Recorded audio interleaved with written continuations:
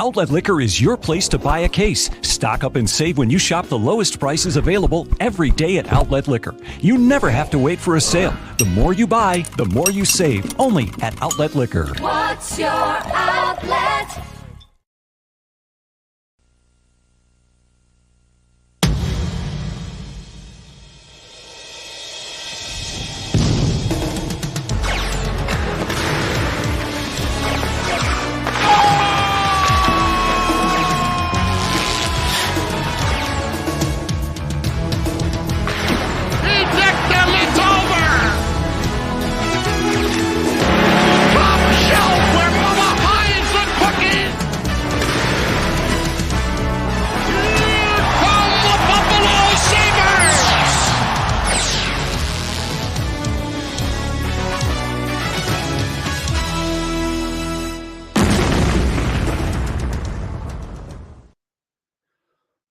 Welcome to I'll Hang Up and Listen. Sabres defeat the Washington Capitals 7-4 in a matinee game.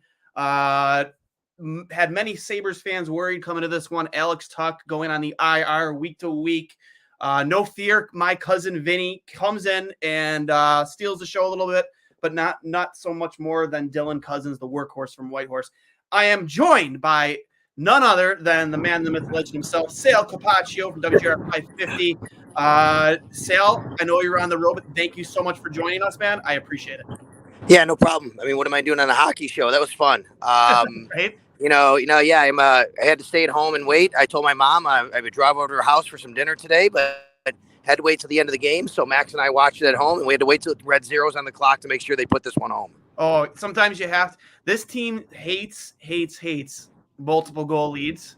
They love making everything suspenseful. And even when I was so happy when they put the final nail in the coffin there on Dylan Cozens' hat trick, and really sealed it there with a couple minutes left, because no 2-goal lead to save for the Buffalo Sabres. We've seen that.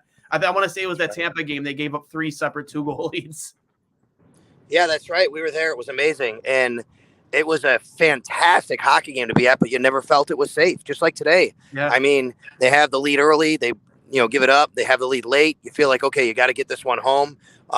You're right about that. And I think there's obviously a lot of combinations for the reasons for that. The goaltending hasn't been great this year. It's been very good at times. It's been inconsistent. I think a little bit as the season's gone on here, getting towards the end of the season, we've seen that it needs to be a bit better at times. But if this team can keep scoring and just continue to attack on offense and know who they are, they'll always have at least chances to score their way out of it like they have lately.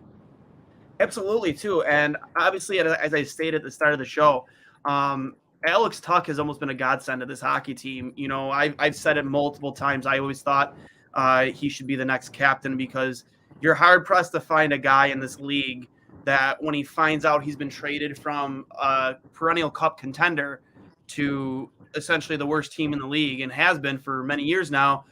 I mean, he had a smile ear to ear on his face. Like, he was excited. He was, this was his team growing up, he said it multiple times, growing up next to Tim Conley, to sit there and say the things he did and the reaction he had, that just screams leader to me. It really, really does. And to lose a guy like that on the ice, on a line that has been arguably, one of the best, if not the best, consistently line in all of hockey this season. I mean, you're going to have 3 30-plus goal scorers. You already have, I'm assuming Alex Tuch gets back in a reasonable time, you'll have, 3 30-goal scorers on that line. Not many teams have that. And to have that guy go down and kind of like a mystery, just your lower body, you're not really they stay on the longer end of week to week. Have that guy go down. I mean, they didn't miss a beat today. They were able to plug in Vinnie Hinostroza and just kind of pick up where they left off on their Florida road trip. Yeah, a couple of things there. I think, they got a few guys who are captain material on this team, right? I think Dylan Cozens for sure has that makeup as well. Darlene for sure. He could be a captain on this team. As long as Kyle Oposo's in a Sabres uniform, he'll probably be the captain. Who knows what happens after this year? We'll see. They have that. And I think that's what helps you get through times like this. You have leaders like that. You have guys like that can really kind of step in, fill those roles. And then a guy like Hinostroza who, he's determined. He doesn't want to go back to Rochester. He wants to stay up here. He wants to be here for the stretch run. And I give Don Granato a lot of credit for today to figuring it out. There's been times this year where maybe he's tinkered with a couple things here or there. It didn't work out. I think today it worked out. Jack Quinn looked really good up on that line. He really did. And then to put Vinnie where he was. And, the resurgence of Casey Middlestat, he had another strong game today, I felt. Casey's not perfect, but I think the last maybe month and a half, 2 months, he's really starting to show that he understands time and space and what he has to do and who he has to get the puck to. And, when you have players like that who are understanding their roles, you have that leadership, I think it goes a long way to helping in a game like today. And look at Dylan Cozens, his first career hat trick. I don't think it's any coincidence it happens in a game where he needs to step up. Yeah, that's the thing. It was kind of surprising to hear that was his first. I know this has been a career year for him, but I right. Kind of surprised to hear that was his first hat trick. But just that kid does everything right, man. Like, and you go. I don't want to say you go a ways back, but you're like me. You remember Michael Pekka, right? Like you remember the type of course. Of he played. That's the comp, yeah. His play screams Michael Pekka to me. A guy who is going to be in the conversation for the Selke, I think, further down in his career. A guy who does everything right in both ends of the rink, and plays a physical style of hockey that we don't see too often in this lineup. Defensively, you kind of see it with Dahlin from time to time. Obviously, you don't want him being the guy to do that, or Samuelson. But push comes to shove, Cozens will always step up. Even though Peyton Krebs kind of holds the team lead maybe this year for fighting majors. But I know it's kind of an on-running joke.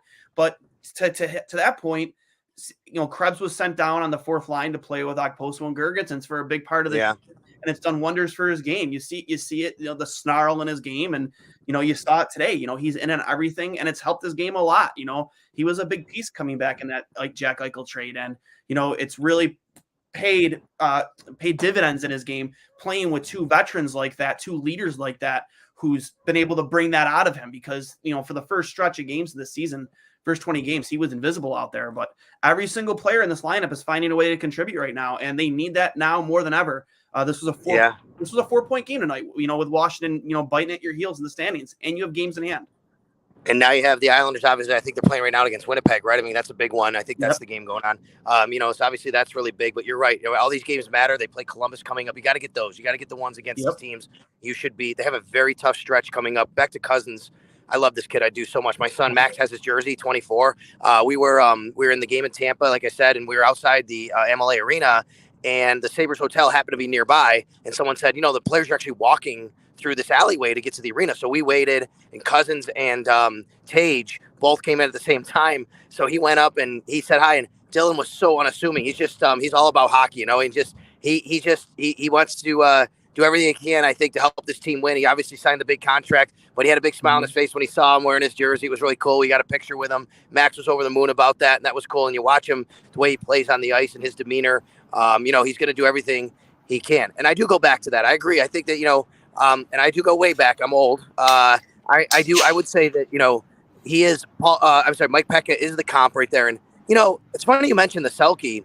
I said that same thing to my boss. We were having a conversation about 2 weeks ago, Duane, and I said, you think Cozens is the kind of guy that could be in the Selke conversation? And he kind of perked up. He's like, yeah, I never thought of it. That he probably is that kind of guy. I don't know if they give it to that particular type of player these days as much anymore, because he might be scoring, too many goals. But to be honest with you, he's also the kind of guy, and I'll steal this from Paul Hamilton. Paul actually said on the radio a few weeks ago, if the Sabres were to ever win a cup, we dream here, he's the kind of player that would win the Conn Smythe. That's the kind 100%. Of game he has. I 100% agree.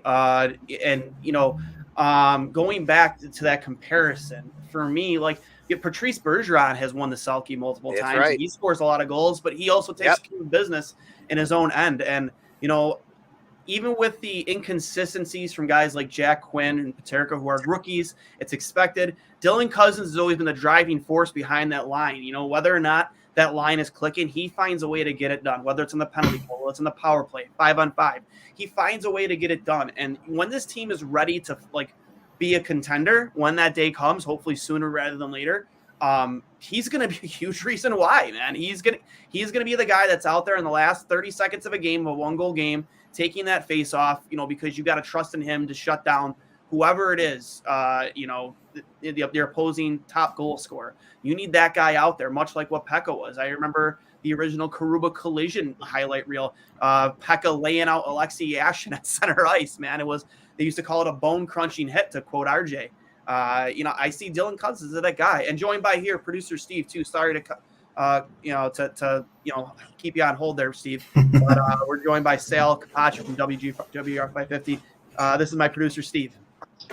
How's it going, Hey, bud? how you doing, Steve? Yeah, and go back. You know what? I didn't realize. You're right. I'm looking at Selke winners too. Barkov won it a couple years ago. Yep. I guess it doesn't matter. You score goals these days. I remember growing up, those Selke winners. Like Craig Ramsey did score, but I go way back to when he was a finalist or a winner. I mean, I think the way that a lot of these, like the Norris Trophy, we've talked a lot about, and how different guys and different styles are getting it back compared to maybe many years ago. But I guess the overall point is right. That's the kind of game, that two-way game that that Dylan Cozens has that can really help this team out. So yeah, it's just fun to watch him and this team right now. Yeah, and in terms, like you say that fun, Steve, I'll let you cut in here in a second. That has always been the one, like even when they were losing, prior to Don Granato, the games just they just weren't. And losing is never fun, but I remember even in the dark, not say at the beginning of the dark years, back when we still had Stafford and Miller on the team and stuff the games were still fun to be at because you could tell the players cared about how much this meant to us. And that was always my hang up earlier in the, a couple of years ago, was it just didn't seem like they cared about how much this mattered to us. And I think it reflected it obviously in the attendance. It was just an ongoing, just you go back to those Ryan O'Reilly comments, I lost the love for the game and this and that. It's a completely night and day difference with this team. You can tell it matters so much to them that we're there and that we're supporting them. Whereas in years prior, it hasn't been like that.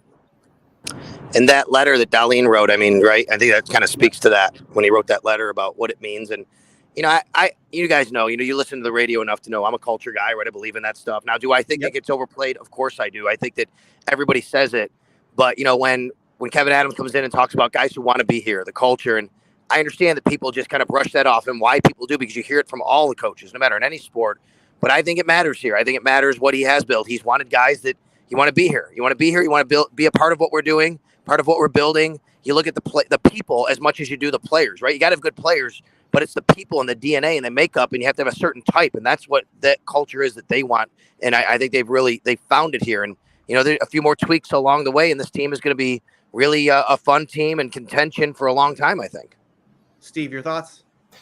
Well, I think my general thoughts are that the team knew going into this game that they were going to be missing Alex Tuch, and Dylan Cozens stepped up to be that driving force, that kind of guy who comes out and plays every single shift at 100%, makes an impact any spot of the ice he's playing in.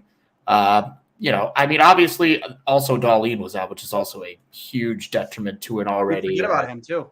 Questionable D-line that we have. Obviously Darlene, Sanderson, and Power are all incredible, but the other three members of that have streaky, I guess would be the term. Sometimes they're good, sometimes they're God awful. But yeah, that's all to say, the team needed to make a statement. They needed to say, doesn't matter what chips are dealt to us.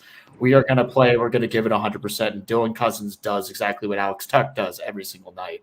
And he played as hard as humanly possible. And, clearly it paid off on the scoreboard with his first career NHL hat trick, as well as an assist for a 4-point night for a kid who's about to start, another $7 million deal that people were raising eyebrows about. Oh, my God. But, it's once again, they got faith in these kids, and they're buying low. And I feel both of those contracts are going to be paying off dividends for years to come. Hey, I'm going to let you guys talk amongst yourself and to your fans and listeners. I appreciate you having me on, Duane. I just got to my mom's house, and when mom's dinner is calling, I got to get inside and have it. I completely understand, Sal. Would love to have you on again sometime. Absolutely, man. Reach out anytime. Thanks, guys. Appreciate you. Appreciate you, man. Thank you. Peace out. Got it.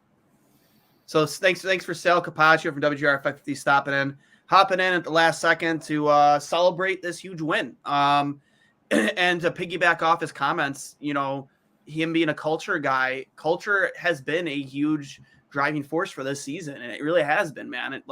It's a buzzword that gets said a lot. He's right there. But I think in this locker room, compared to what we've dealt with in the past in terms of that word culture, it matters so much more to this season, to this team to change, to change the culture from what it was in the leadership group that they had to what it is now. And people were doubting coming into the season, having Okposo and Gergetsons kind of lead the way, and what would they be able to carry over what they ended the season last year like? In a lot of the games that were fun to go to, RJ Knight including Jack Eichel night, his first game back in Buffalo, like all of that, how much that meant to this city, and how it was questionable whether it would carry over into this year with the lack of moves made, splashes made in the offseason, bringing in Labushkin and Comrie, them guys kind of, re-signing Hinostroza, who, made, re-debuted with the Sabres tonight or today, and, made a splash on his own accord. It was questionable whether or not they were able to carry over that success, and they've been able to. Yeah, I mean, it was definitely a gamble to do arguably as little as you did in free agency last summer. But, it was a gamble that clearly the organization was willing to take. Like, they know they have, a wide breadth of young talent. And, yes, there's a set of expectations that were up this year that it's like, we can't just be fun and middling. We have to take a step forward. And it seems like they believe that some of these young kids could take that step forward. And honestly, I think a lot of that does come down to leadership group. Like, obviously, Kyle Okposo is the captain of this team. He's, trying, like that speech he gave at the prospects tournament back in July to every single prospect, like 30 kids that were like 18, 19, 20 something years old. Mm-hmm. You have no idea how hungry this city is for a winning team, how hungry this city is for a championship team. And you have a chance to be a part of that. You have a chance to build this from the ground up, because, up until this point, it was basically scorched fucking earth. It was bad. It was grim, 18-game losing streak, throw away Ryan O'Reilly for 3 dudes who barely even play in the NHL anymore, and Tate Johnson, which thankfully became TNT. Mm-hmm. But that could have just as easily been a dumpster fire. Sam Reinhart goes away, Jack Eichel goes away. Thank God Risto goes away. But, again, the leadership in this locker room, I mean, from what we hear, Darlene is mostly quiet, but when he needs to say something, he's not shy to speak up. Yep. And I think not even I can't speak to what's happening in the locker room, but obviously the way Alex Tuch plays just speaks volumes to every single young guy. Like, while Quinn and Peterka may not quite have that skill set, they're not capitalizing on every opportunity to get, but they're clearly picking up on what he's putting down, because every single time they go out there, they are working their asses off. They know that every shift matters. Every shift counts. Do what you can with the limited ice time you're given, and it will come together. And I think obviously when you got a guy like Dylan Cozens leading those two, it's not going to take as long as people think it will. But, Jack Quinn's been doing a lot better. I mean, JJ's been a little bit more invisible lately, but I think he's also been spending a little time with Victor Olofsson, who and again, I don't want to shit on Olofsson, but every single line that he ends up on, that's the line that's the most invisible in any given game. So it at this point, it can't just be a statistical anomaly. It's just got to be. There's got to be something going on there that it's just the rest of the line can't carry whatever he's bringing to the table 5-on-5. But, in short, the culture has changed. The leaders are well known, and everybody who needs to be picking up on this is the way we are now. It kind of seems like a revitalization of the Buffalo Sabres are the hardest working team in hockey mentality that was in the early 2000s. 96, 97. Yeah. We're just going to, ever, man. We're going to fucking work. Win or lose, it doesn't matter. I don't care who we're up against. We're putting in the work, and it will eventually pay off. And you know what, man? Going back to that team, I remember we used to they gave away hard hats for the fans to wear at games when they got that moniker, the hardest working team in hockey, and everyone would show up to there in their red goat head hard hat. We were so proud of that hockey team. Obviously had the best goalie that ever lived in net. But again, we're going back to guys like Mike Pekka, Bobby Putner, Rob Ray, Matt Barnaby, Brad May, Mayday himself. those guys left it all out on the ice, and they knew how much it mattered to the fans. And, I don't think you get the same result with those teams as you did if that arena is half empty. They really did thrive off the fans and the culture, and what they were building on that year, Ted Nolan, and then after that, Lindy Ruff. Like, I just feel those vibes with this team so much, man. And it's just a breath of fresh air to finally, have those feelings back again, man, where you tune in at every game and you're not turning it off even when they're down by 2. Like, you're spending your day working up to that Sabres game. It's like, I can't wait for the game, man. I go to somebody's house, go to a bar. Like, what are you doing for the game? Whereas in years past, it's been like, oh, the Sabres are playing. Whatever. Like, it's just like, even I ever once in a while would turn the game off after they go down by 2 or 3. Like, I just never gave them a chance in hell to scratch and crawl back like this team can, because it's just, you just didn't see it in their body language and their emotion and their reaction after letting in a goal. Like, they were dead in the water. Yeah. And yeah, and it feels crazy to think that was just like a year or two ago. Yeah. Barely a year ago. Mm-hmm. Like, I think if the timeline's right, 2021, we were still just near the tail end of the 18-game L streak. I think that was broken sometime at the very beginning of March, and I think that was against Philly, if I'm not mistaken. No, it wasn't Philly, but we almost broke it against Philly, and then we just fucking choked. And I remember Darlene's comments at the end of that when he was just like, "Yeah, I don't know. We just went up like 3-0, and like we just kind of like short circuited. We didn't really know what to do at that point, and we just didn't know how to close it out." What was that your impersonation of? That was like Darlene or something. Oh, Darlene. That's more of a French Canadian accent, but that's nothing close to a Swedish accent. But I'll give you props for trying. It's just been, this season's just different, man. And I've been a very loud advocate of, people want to stick to the plan. People want to stick to the plan, stick with this group. I agree with that to an extent, but, at the end of the day, this is a business, and business is making playoffs. And as a GM, your job is to give this team the best chance they have to make the playoffs. And I understand it sucks when you've grown this relationship with certain players on a team that you don't want to see leave because you have their jersey, or, you just love the videos the Sabres put out that feature them in it. But at the end of the day, like, how much more would it mean for this team to get to the playoffs? Like, how much more would it mean to this fan base to break that 11-year drought? Like, how much more would it mean? Like, to be in this position we're in right now. This is a 4-point game. You gain points on the Capitals. You still have games in hand. Let's see here. You still have games in hand on the Senators, on the Panthers, who are obviously behind you in the standings. But like, you have games in hand on all of these teams, and you're making those games in hand count. The Red Wings too, who I believe are losing right now. Double check that right now, or are they playing right now? Or they are not playing today, but they're playing tomorrow. They play the Senators. Pittsburgh does play later against Tampa Bay. Yeah, I believe they lost yesterday to Tampa Bay. Yes, 3-0. But they play Ottawa tomorrow. You have games in hand on all of these teams.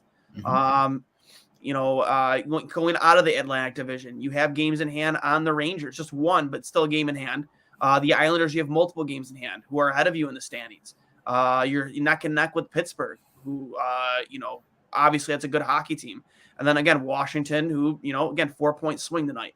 All of these teams you have games in hand on. And, coming in as I started the show, it was kind of hearing that you're not going to have Alex Tuch or Rasmus Dahlin tonight in such an important game while you have this game in hand advantage.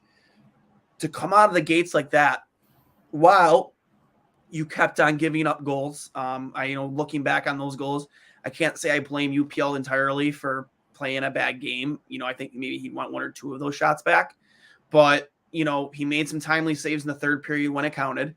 And again, 4-point swing. And now you head into this is a tough stretch for your schedule going in, in a very tough division. So you have to keep it up. You have to keep going. You have to, you got the Bruins coming up here on Thursday, the Oilers after that, the Stars after that, the Maple Leafs again after that. 4 games in a row against playoff teams. We get a brief respite on Tuesday against the Blue Jackets, but still, I'm sorry. The Blue Jackets, yes, on Tuesday. But you look at these games that you have coming up. The Blue Jackets, then the Bruins, then the Lightning, then the Oilers. Sorry, I was reading it in the wrong order. The Lightning, then the Oilers, then the Islanders, who are in a playoff hunt right now, scratching and clawing just like we are. Then the Stars, the Rangers, the Maple Leafs. Like, it's just, like the schedule is not going to get easy for them. And I'm not having Alex Tuch. While it didn't matter much tonight, it's going to matter down the road. So to take advantage of these games in hand right now, it's so important. Oh yeah, without a doubt. It is worth remembering, while we don't want to put all our eggs in the basket of the last 2 games of the year, but the last 2 games of the year are against the Ottawa Senators and then a makeup game against the Blue Jackets as a result of the one that was canceled due to that blizzard back around Christmas time. So that would be that's the 13th and the 14th, and I believe we might be the only team in the league playing that Friday the 14th. I'd have to double check that. Yeah. But yeah, I mean, it's a tough spot to be in. I mean, obviously, there are some prospects that I would personally prefer not to move, like guys like Savoy, guys like Kulik. Like, I don't feel comfortable putting those guys on a block unless we're getting like close to generational talent in return, because I honestly feel those people could project into players of that caliber. Like, if not Kulik, then for sure Savoy. I don't know about, I would say, generational, because if you're talking generation, you're talking about guys like Connor McDavid or Connor Bedard. But I think they project to be very good players. Yeah, just like a certified, no questions asked, this is a first line dude through and through. And don't get me wrong, I know Timo Meier is that, and I know that that's what everyone's clamoring for. Like, the minute that everybody heard Alex Tuch is injured, it's like, let's fucking trade for Timo Meier. Let's fucking trade for Timo Meier. And it sounds like we've been kicking the tires on it like a bit, but like, it sounds like the ask, it might be too rich for our blood right now, which. Well, but here's the thing too, not to cut you off, but like, you have those wealth of riches in the pipeline, and 2 second-round draft picks this next draft. 3, actually. It's a 3. Okay, it's 3. 3 second-round picks, yeah. 3 second-round picks. You have a wealth of riches in the pipeline where you could go and make a Timo Meier trade happen. You absolutely could. Your last 2 drafts, you had 5 first-round draft picks. You used them all. You drafted Owen Power and Isaac Rosine, and then Matthew Savoy, Noah Austin, and Yuri Kulik in that order. Yeah. So there's no guaranteeing 4 of those 5, because obviously Owen Power is already up and contributing immensely. There's no guaranteeing 4 of those 5 guys are going to be full-time contributors to this team, and you're playing a numbers game at some point. Like, you already have a wealth of riches in your current lineup when it comes to youth. How do you make it work where you could turn maybe 2 of these 4 guys into a player that's going to slot in and help you in your top 6 immediately? And do those players project to be a Timo Meier? Do those players project to be, what defensively Jacob Chikrin could do for you? I hate to talk Jacob Chikrin, but just throwing that out there as an example. The players that are always rumored to be out there, potentially available, to a lesser extent, Brock Besser, who I believe, Kurt, honestly, could be a consistent 25 to 30 goal scorer every year when healthy on the right team. And Vancouver's just been a dumpster fire all season, between what happened with Bruce Boudreau and just the consistent losing. I think that guy healthy in Don Granato's lineup contributes immediately in your top 6. And do we project all 4 of those guys to be those guys? It's hard to tell. It really is. They are. As much as I've liked Yuri Kulik in the AHL in Rochester, can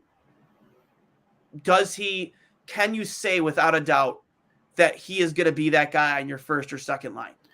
No, but I do think that always makes that jump.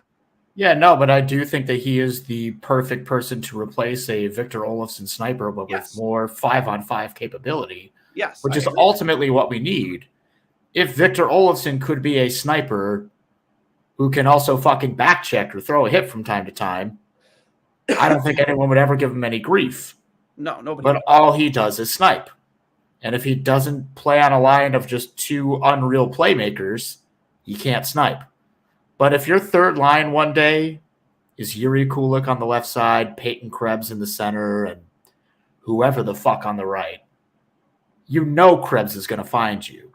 Like, if it's Krebs, Peterka, Kulik, that's a dangerous depth scoring line right there. If it's Quinn, Cozens, and insert Timo Meier here, that would be beautiful. But that's all to say. Of all those four people, I think presently, just from what I've seen, Ostlund is developing the slowest. Although some people make the argument that maybe Savoy is developing a little more slowly because Ostlund plays in a league where he's kind of like a kid amongst men, isn't he? Yeah, it's it's a little bit of an apples and oranges thing. Whereas Matt Savoy, he's in the same league he was in last year and not quite putting up the points that he was. Yeah. He's not far off, but you usually like to see after a draft year like that to take it from that 90 points to 100 plus. Because again, that league, your team, you should be making that leap forward. But but again, at the same time, no player's development is a straight line up. Tage Thompson's a golden example. He was basically invisible until last year, and then all of a sudden he's TNT. So at the end of the day, a lot of this could just be a crapshoot. Yep. A kid who looks like a fucking stud when he's 18 could be useless by the time he's 25. Yep. Looking at you, Yakupov. But a kid who looks like he's got a great shot, but he can't skate to save his fucking life at the age of 18, who you pick up in the fourth, he might be able to turn around and become a real good depth guy. You never know. It's tough to say. And, I'm not going to sit here and act like I'm a development guy. We'll hit the peanut gallery here. Yeah. 4-point day in favor of Buffalo. Now we need the Pens to lose tonight to Tampa. Go Sabres. They did it so crazy we could get in, boys. 100%. And I'll go to the next comment from this guy too. This is funny. Dylan's my favorite. Not this one. Dylan's my favorite player, the workhorse from Whitehorse, first player to ever draft from the Yukon. Where is it? This is a good one. I just spent $1,000 on 35 Cozens rookie. I love it, man. I love that passion. I love it, man. He's all in on Dylan Cozens, and I friggin' love it.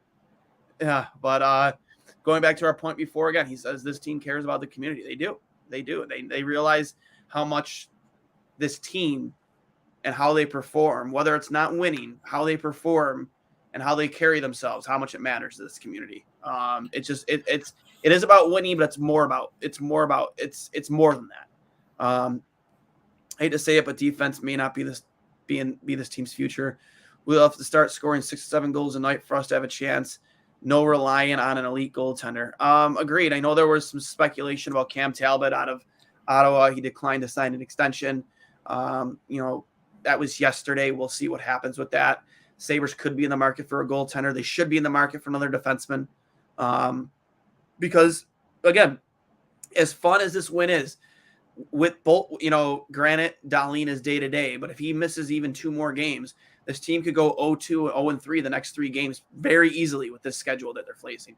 Granted, again, they said they have the Blue Jackets, but then you kind of run into possibly the most difficult stretch of your schedule. And there's a couple, 4-point games in there sprinkled in. So, I think you have to make a move defensively. I've been on the Luke Shen train for a while now. If you can get him out of Vancouver for a reasonable price, I don't think it's all about Jacob Chikrin, personally, for me. I've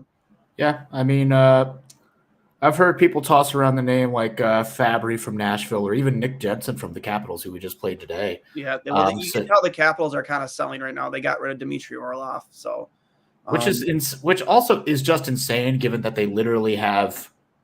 I don't think they have any defensemen signed into next year. Yeah, I truly have no goddamn idea what they're going to do on the blue line.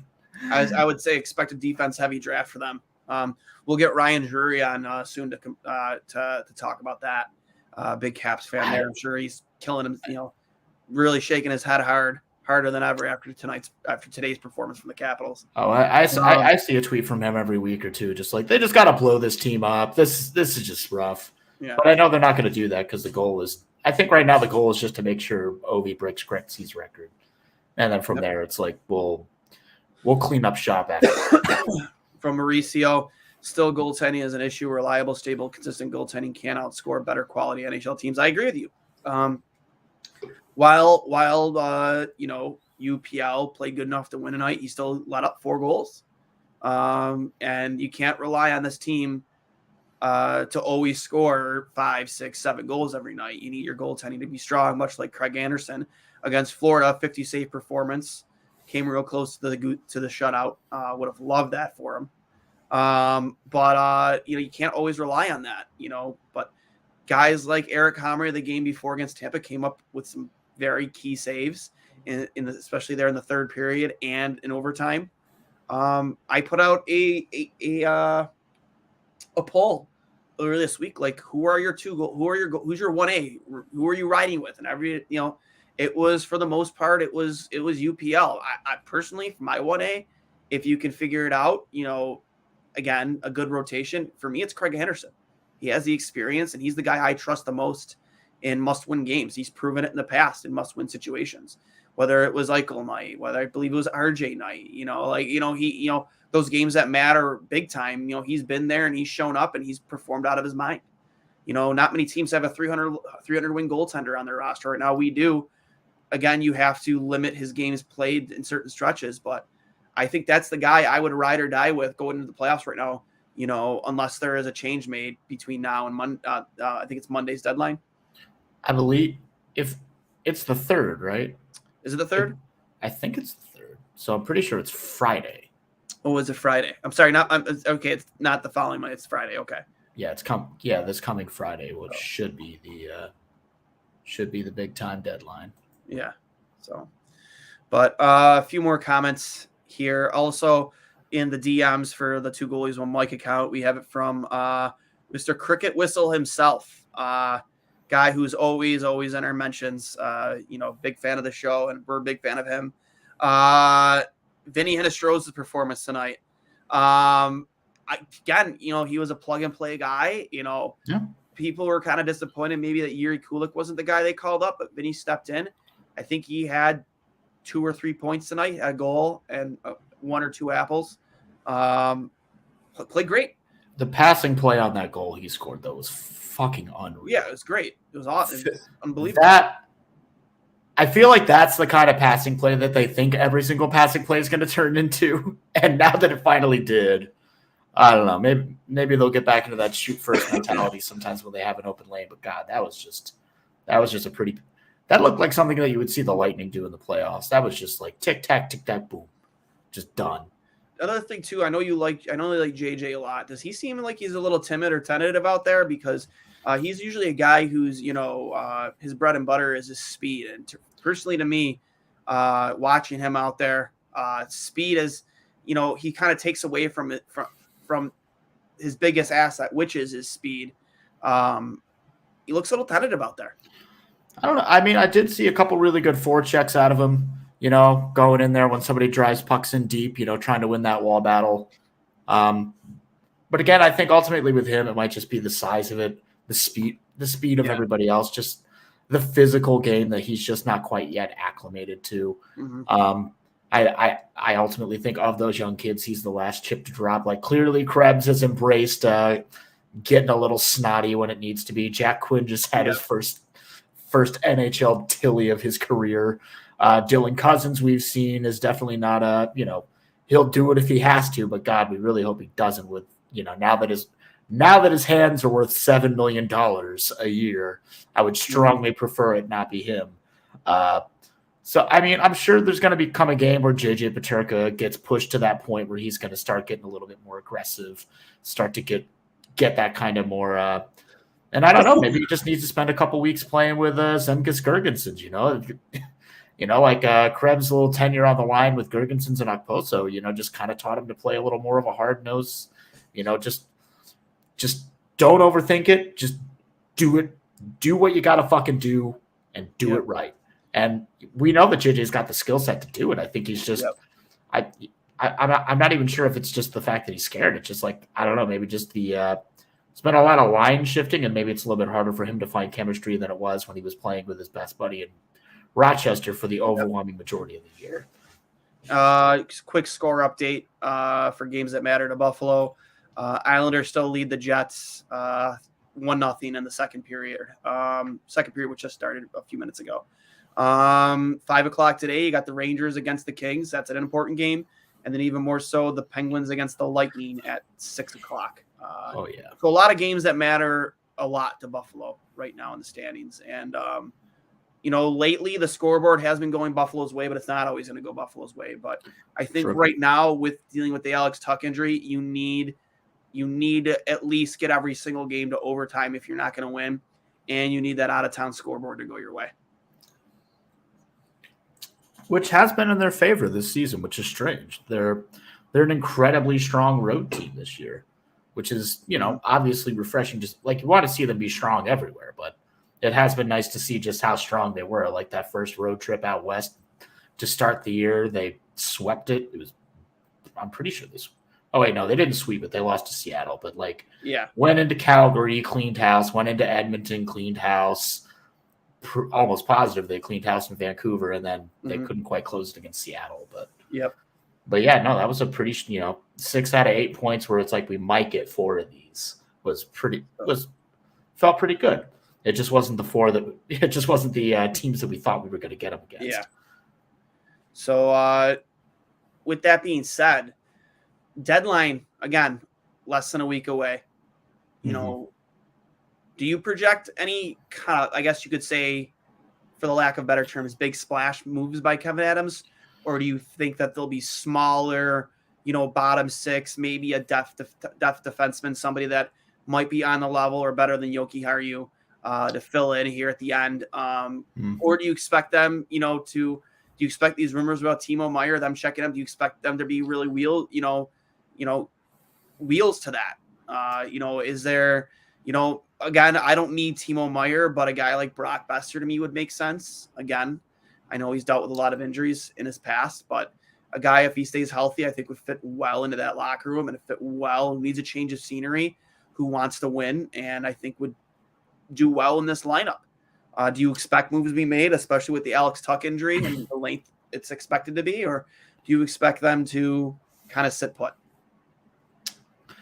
I don't think they sit put on the D line, just because I think it's been pretty clear all season, especially with the 8-game losing streak we were handed when Samuelson was out of the lineup, that prioritizing strengthening the D line when literally the only other depth defenseman we have, if somebody else goes down, is to call back up Lawrence Pilot.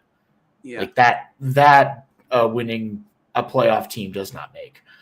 So I think it would be, I'm not going to quite say criminal, but it would just kind of be foolish to not do anything about that blue line. But that's all to say. I mean, Kevin's always talking about he's always having the conversations. He's always trying to see whatever's possible. Try to make any moves that make sense for this team. Yep.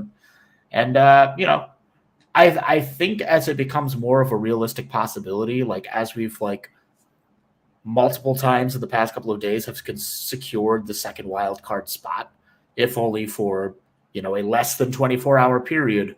We are in it, and one of these days we might be in it, and it's the last day of the season. I really think that pressure might be weighing on him, that it's like, I do need to make a move to show these boys that I have the confidence in them, that they've got what it takes right now, but I want to be absolutely sure that it happens, and I want to win or lose once you get to that first round.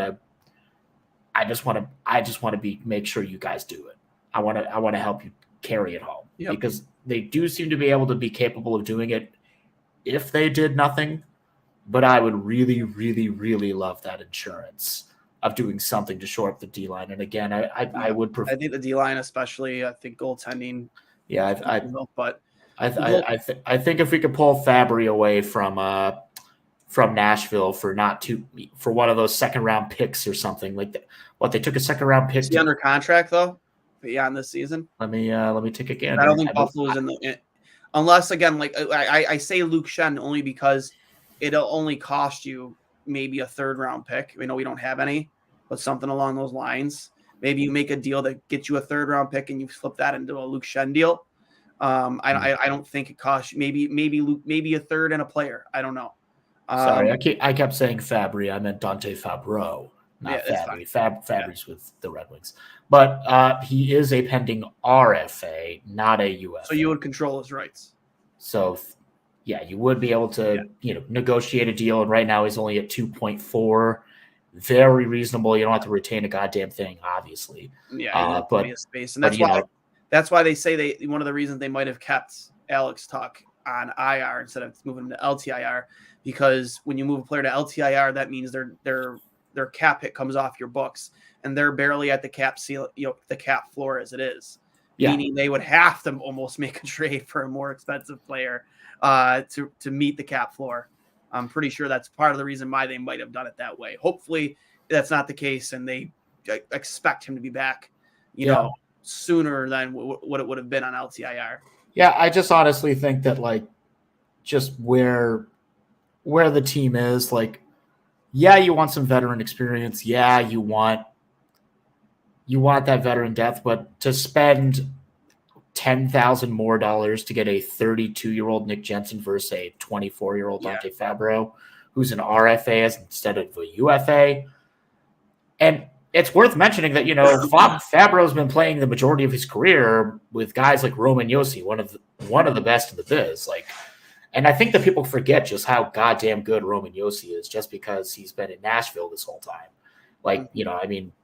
He's an incredible player. He's been if he hasn't been one of the top Norris candidates, it's always somebody who's well, let's not forget he's real good, but maybe not so much this year, but the guy knows how to play the game. It's just, I think Nashville's finally accepting the fact that they need to start selling. They need to start building towards something new because they can't count on They can't count on Duchesne and Forsberg to be their only two forwards indefinitely. They've been doing the same thing essentially since back when they had friggin' Weber and Zuban. You know what I mean? Or both of them. I remember one was traded for the other. But you know what I mean? They've always been trying to do the same thing. Whereas maybe it's a year or two overdue to really, start selling some pieces and build for the future. Because you have a phenomenal fan base out there, and they deserve another deep cup run. Personally, you know what I mean? Yeah, it's a great fan base. I absolutely loved that deep cup run they made. I was all in on Thrashville that year. That was beautiful. I loved it. That was such a fun team to watch in that postseason. I loved it. But even still this year, you saw fish thrown on the ice during a game, during an episode. That's a good fan base, and he wasn't expected. I think that's one of the, the success stories of the NHL via expansion where things went well. Obviously, Columbus, I really don't think Columbus they didn't really expect hockey not to work in there. But then you look at teams like Arizona, who've been literally on, hanging by a thread for years and years and years. Even when they are good, they can't fill that arena. Or before they were in a college arena. Breaking just in. Elliot Friedman is hearing Timo Meier to New Jersey right now. Yeah, we've been hearing that for months, and honestly, I just given where they are, just given where New Jersey is in the standings, they're in that position to make that kind of move and move those kinds of assets. Yep. They're poised, especially knowing that they're probably going to have to face the New York Rangers, who are stockpiling their ammunition for that first round, with the acquisition of guys like Tarasenko and the like, and the imminent Patrick Kane deal, which is almost an inevitability at this point. And I've got my feelings about that, but I'm not going to bore anybody here listening to that. I'm not quite sure what Tyler Mott adds to the mix, but whatever. Drury loves Tyler Mott. I'm not going to argue with him. But, Tarasenko's in there, Nikola for some depth defense. And again, almost a certainty at this point, Patrick Kane. So to try to neutralize that with a Timo Meier acquisition it's going to be interesting. I'm really looking forward to seeing what New Jersey has to part with to finally make this happen. It's going to be a lot because Obviously, he's an RFA. He has a qualifying offer of like, what is it, $9 to $10 million. That's the part that I've always been like a little. I don't know about that. Yeah, That's an awful lot of cheddar. Yep. That's a tough. That is literally a tough return. I personally think that Timo Meier, the return for him should be greater than what Jacob Chychrun is. Even though Chychrun's on a very team-friendly deal, I think what Arizona wants to return is, I think it was more than what Buffalo got for Jack Eichel. I think it's like 2 firsts, legitimate NHL players, etc. Like, it's a goodie bag. Yeah, just. Yeah. So we're obviously going to stay. I was gonna cut out here after this, but now with that news, just waiting to hear, what this possible return could be for Timo Meier. Also from Pierre LeBrun, still pending the official trade call, but hearing that the New Jersey have acquired Timo Meier from the San Jose Sharks. Again, I'm glad it's ending, the whole Timo Meier thing, because finally we can just be done with it and move on to other players at the deadline and not have to think that we have to make this massive splash. I know there's going to be Sabres fans out there that are going to be upset and pissed off that Buffalo didn't get him. We have the room. We have the wait till you see the return. If it's going to be massive. It's going to be massive. Exactly. Like I think for me, this is a situation where damned if you do, damned if you don't. Yeah. Am I mad that Timo Meier's not a Buffalo Sabre? Sure. I mean, I guess who doesn't want him? He's gonna be a bona fide 40+ goal scorer for a long time every year. He's a phenomenal finisher. The kid has it all. But it would have cost us a lot of assets, and it would have cost a lot against the cap. Which is why it's a double-edged sword, right? It's like it is what it is. Now you can move on to other options at the deadline, whatever those players might be. Maybe it is Brock Besser. Maybe it is Luke Shen. Maybe it is Tyler Myers. Maybe it is Fabro. Maybe it is, there's a long list of players that are still going to be out there and available at the deadline for this team to be better. Now just for spitballing shit posting, if you could get a package return that gets you both Brock Besser and Thatcher Demko, what kind of goodies would you be willing to throw Vancouver's way? Well, Thatcher Demko, I think, is on a pretty team-friendly deal, and I think it's 5 or 6. Yeah. Yeah, I mean, not team-friendly deal, but they would probably have a reasonable. I would want Vancouver to retain a little bit of that salary. It's 5 years, $25 million, so 5 years. He's got 4 years. He's got 3 years left after this one. Yeah, which would meet up with a timeline that you would have for a Devin Levi, or if he signs Eric Portillo. Yeah. I mean, I wouldn't hate that deal. Mm-hmm. He'd be a good bridge for you between both goaltenders, and a phenomenal 1A, 1B once one push comes to shove. But, what would that say to UPL then? You know what I mean? You had that conversation with them in the offseason last year. We still believe in you. We have a lot of faith in you, but this is a move made for now. We want you to play a lot of games in Rochester. And that's a no. At that point, I think if you make a deal for Thatcher Demko, it kind of like tells UPL maybe it's time for them to move on. Because that's your guy. You're paying him $5 million a year. That's your guy. Yeah, I mean, but it's safe to say Craig Anderson will not be back here next year. No, he will not. And at $1.8 million, I don't think it would be that hard to find a buyer to take on a year of Eric Comrie this summer. Yeah. This is just hypothetical shitballing. Well, this is probably never going to happen, but if it were, I think you could find somebody who's, hard up for an NHL backup, who can, swallow the $1.8 million Eric Comrie, not even 30 years old pill. Yeah. There are worse options out there on the free market that will probably play worse. But again, if you have like a more legitimate NHL starter, like, Comrie's getting like 20, 25 starts max, if it's,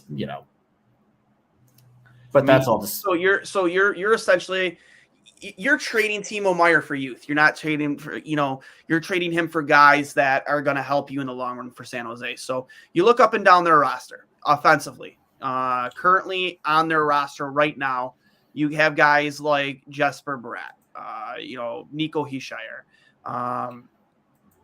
Dawson Mercer. When you're talking youth, Miles Wood, Jack Hughes, baby, 21, Zach, $8 million, baby, yep. So good. Yep. Dumb how good he is. And you look, Dougie Hamilton, who signed a huge deal with them in the offseason. Who is coming off that roster? And you imagine that the players that are coming off, moving away from New Jersey are probably not on their active roster. Well, I feel like a guy like Tomas Tatar will probably not be back next year. No, they don't want Tomas Tatar. They'd be fucking stupid not to re-sign Jesper Bratt, though. He's a pending RFA this summer. Nico Hischier is having a great year, 55 points in 58 games. He's not going anywhere. If you could find somebody willing to, maybe you can get a nicer pick out of it if San Jose is willing to swallow Andre Palat with some of that cap space they might have. I don't think they want to do. I don't think they want to move away from Andre Palat though, only because he's a bona fide playoff performer. Like I understand it comes with a price tag, but that guy performs in the playoffs. Yeah. Some of these, I feel like Dawson Mercer, maybe even Sharon Govich might be guys that they're willing to hang on to. Miles Wood, more likely than not, but like some of the older guys like Eric Halla, Tomas Tatar, Zetterlund, McLeod, they're not bad. They're just, it's kind of like that middle set thing where they're not bad. They just might not be good enough. Yeah. But again, if you have guys like Hischier, Hughes, Palat, and Meier signed for the next forever. So like 4 or 5 years. Unreal. Here are their top 10 prospects in the pipeline. Luke Hughes, I don't think he's going anywhere. He's an untouchable for me. That guy's absolutely Baker watch. Yeah, he's not going anywhere. But after that, you got Alexander Holtz. That's a guy who I could see. 2020 first overall, 7th overall pick. That's a guy that could be on his way back to San Jose, 100%.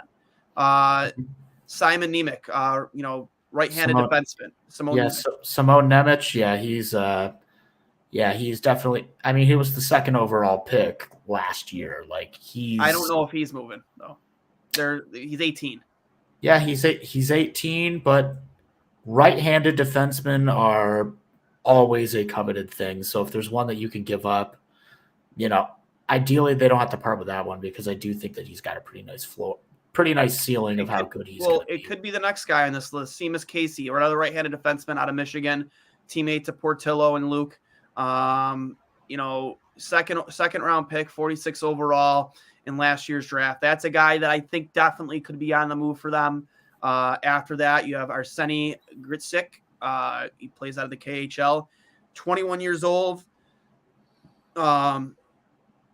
And then after that, Chase Stillman out of Peterborough in the O, 19-year-old kid, Nolan Foote, 2019 first-round pick in the 27th overall. He was originally drafted by Tampa Bay and then dealt to the New Jersey Devils in what looks like and was acquired in the Blake Coleman trade. So again, hard to believe that he'd be heading elsewhere. That'd be a guy too. That could be part of the deal too. Nolan Foote for sure. Nico Dawes, goaltender.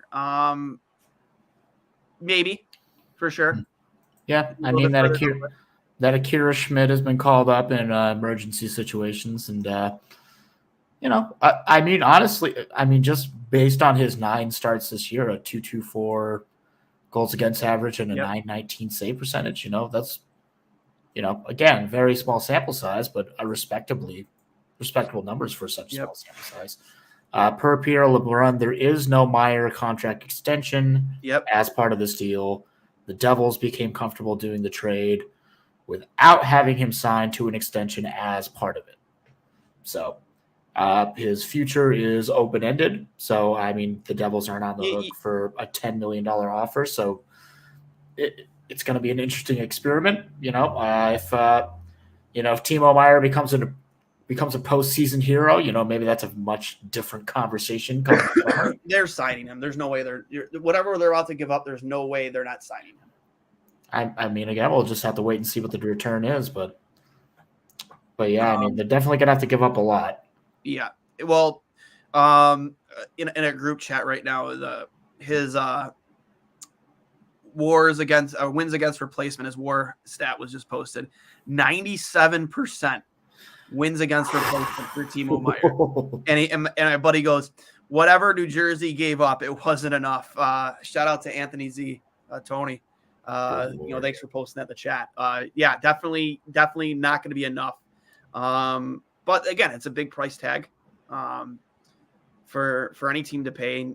You're probably in a long-term deal. Maybe you're not paying $10 million, but you're probably paying between 8 and 9, 100%, for that guy for the next, I'm assuming 7 to 8 years. I don't know.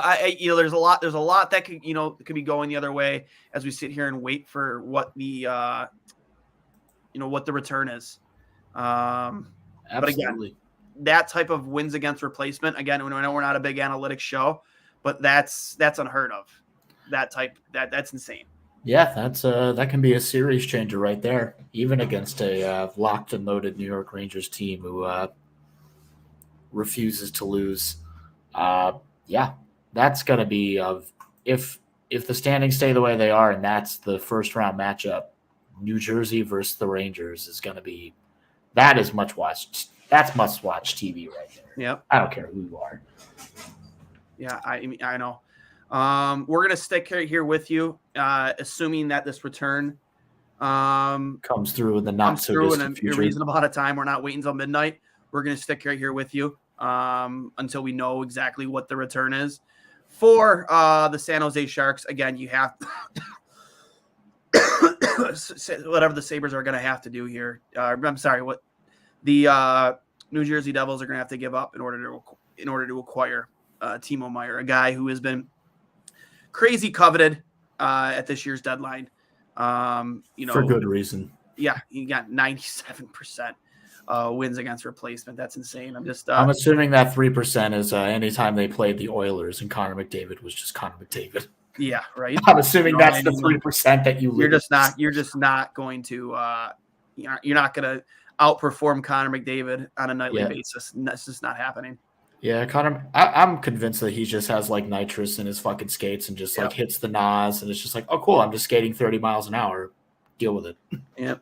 So, but now that he is, as it looks, off the books, now we move our attention to other players on everybody's trade bait list. Again, we mentioned a lot of names before. So, Steve, you want to pull something up for us real quick, and we'll just see what other options might be available for Buffalo? Sure. What are you looking for? Just obviously, whatever after Timo Meier, what's the next best option after guys like Brock Besser and of course. Let's take a gander. Take a gander. While he's doing that, remember, it was brought to you by Outlet Liquor, the place to buy a case over on George Urban Boulevard. Make sure you get to Outlet Liquor for all your Sabres game day, as like today, the matinee game or game night needs. Well,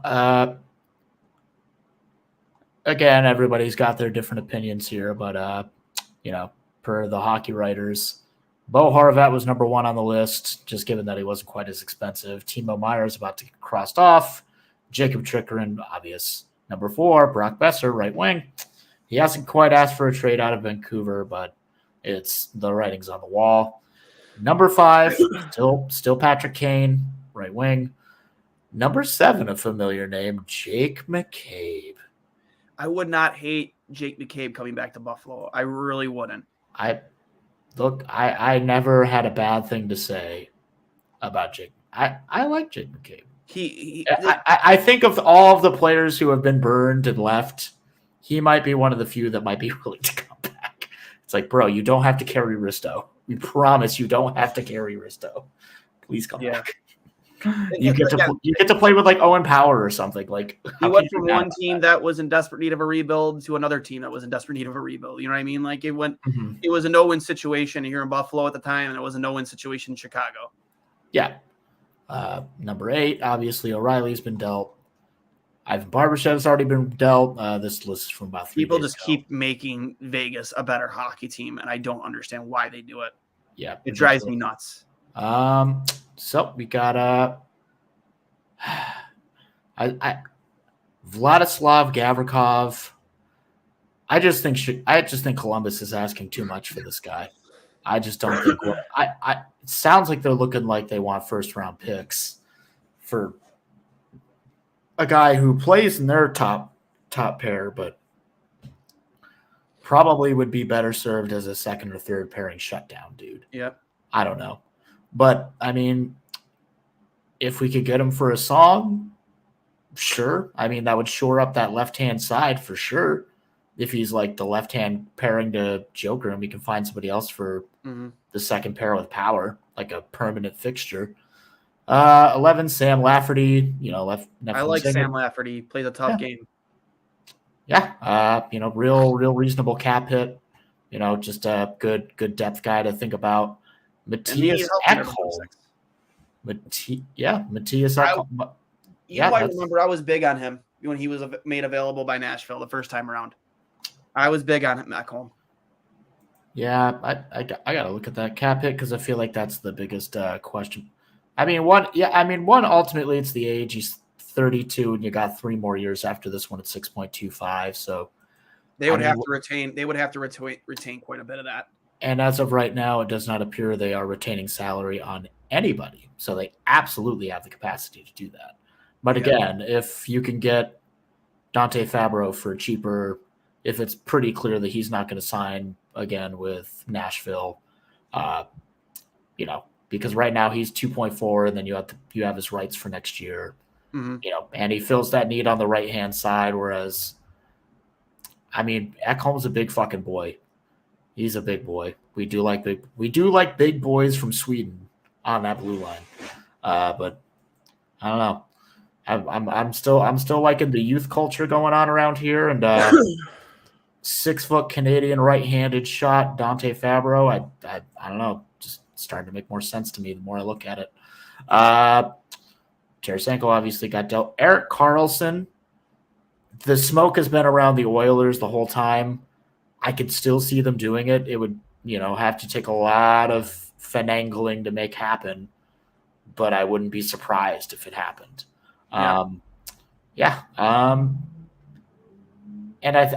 I think that's another team that's always like, they're always trying to make a big move, like they're trying to make it happen, and that would probably be one of the bigger moves they've made in recent years if they acquired somebody like Erik Karlsson. But the problem with that is, you got to get that third team involved to retain salary for that kind of deal. But then also, some people have made the criticism that like maybe what he brings to the table is just similar enough to what a guy like Tyson Barrie brings to the table that is it truly worth putting all this effort in to do it. Maybe he might be suited for a different team better. John Klingberg, he's having a dog shit season with Anaheim. And that contract is rough. So I would honestly put the next. I wasn't even huge on Klingberg the first time around. He was available. Yeah, he was definitely available, and I was like, it's I don't know. It'd have to be the right amount of money. He's up there in age too, right? Not up there, but yeah, he's getting up there a ways. But yeah, they signed him for a single year. He's exactly 30 years old at $7 million, and going to be a UFA at the end of the year. But yeah, he is. I think I saw somebody share that Jay Fresh card from earlier, like mid-season, and it was like, everything was in the deep red. But that said, I would probably put the next guy on the list much higher than him. Shane Gostisbehere, he plays that game that we kind of hoped that Lyubushkin was going to play, but every single time that Lyubushkin throws a big time hit, it seems like he misses a couple weeks after the fact. But we know that Shane Gostisbehere can throw his body around. Yeah. And that's the kind of dude that if Shane Gostisbehere is the guy standing next to Owen Power, and Owen Power wants to wheel and deal, and you want to do you want to try to get smart with Owen Power, Ghost Bear is not afraid to throw him down if he's gotta. That could be an interesting choice. But I think Arizona's made it emphatically clear that they are real good at stockpile, trying to get as many picks as humanly possible. So they might even have a fairly high price tag on that as well. So yeah, interesting. Matt Dumba, defenseman. I've made the joke at least 5 times. Middlestat for Dumba, 1-for-1. Just fucking move on. Let's go. Send Middlestat back to Minnesota. Let him go back home. Bring Matt Dumba in. But I don't know. Tough to say. We'll see what happens. James Van Riemsdyk from the JVR from the Philadelphia Flyers. I wouldn't hate it. I mean, who would? I mean, again, he's a red. I think James Van Riemsdyk is what people think Kane will be, but what he actually will be, but what he actually should be in that role. I think Kane is really turning it on right now. I think he's been kind of in cruise control. He's been in kind of cruise control for a while. So honestly, I think now that he's turning it on, it's for show. I think he's had the ability to do this all season. He's just been kind of mentally checked out for a minute. So now that he realized, teams are kind of questioning his ability right now. Is he really in it? Is this such a down year? What's going on there in Chicago? He's turned it on, and I think that he's whoever gets him, they're getting one of the best playoff performers of the last 10 years. And they're getting a bona fide goal scorer who's going to slot in on your first power play unit. He's going to help immediately. He's going to drive play. He's going to do everything right. And in a new, fresh environment, a positive environment, which is, I think, what he needs right now. Yeah. I mean, obviously, I think Kane is going to thrive wherever he goes, and I think it's pretty obvious where he's going to go. But, yeah, I mean, Well, they said the work. It's in the works. It's totally expected he's going to be a Ranger. Yeah, it's all but a done deal. We just have to see what happens when the smoke clears. Yeah. But I mean, I spent, for everybody who's watched me more than once here, I lived in Philly for 7 years. I've seen a big handful of Flyers games, and obviously JVR has been playing at almost every last one of them. And that is a hardworking dude. I mean, he's one of those. He's one of those kind of guys in that same ilk as a guy like Tuch. He doesn't ever stop working. And I mean, especially on the team that he's playing on right now, the situation in Philly is bleak. We talked about the letter that Duane wrote to the fans mid-season. Yep. And then John Tortorella has to write a letter to the fans and say, look, guys, it's going to be bad and it's going to get worse. Yep. And, as of right now, JVR is still standing by his team. He's put, and even at 33 in a lesser role, 23 points in 40 games. He looks like he's missed some time, a little kind of day-to-day, week-to-week stuff. But, I mean, he's never not been a hardworking dude. I mean, yeah, last season looks like it was truly rough. Plus minus is a very good stat, but minus 33, that's pretty eyebrow raising. But yeah, I mean, he's a hardworking guy. I think if you've been thinking about Kane but don't want to get 2 teams involved to retain 75% of the salary, maybe you just see if Philly's willing to retain 50% of JBR's $7 million and make that work instead. Next on that list is Max Domi. I never know what to think of him. He seems like he's a fairly decent player, but he's been such a suitcase his whole career. There's got to be something about what he's bringing to the team behind the scenes that we're just not seeing, that he just hasn't seemed to find a home. He just hasn't seemed to have found a home anywhere. Yeah. Seems like the closest he got was his time spent in Chicago. He was, being utilized in a better role, and it seemed to be like he was doing well, but obviously he's not getting any younger. He's 27 now, simple $3 million deal, UFA this summer. he's got to find a permanent home sooner or later. But yeah, this will be. I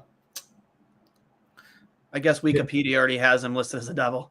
Yeah, this will be. Oh, Timo Meier. Yeah. This will be.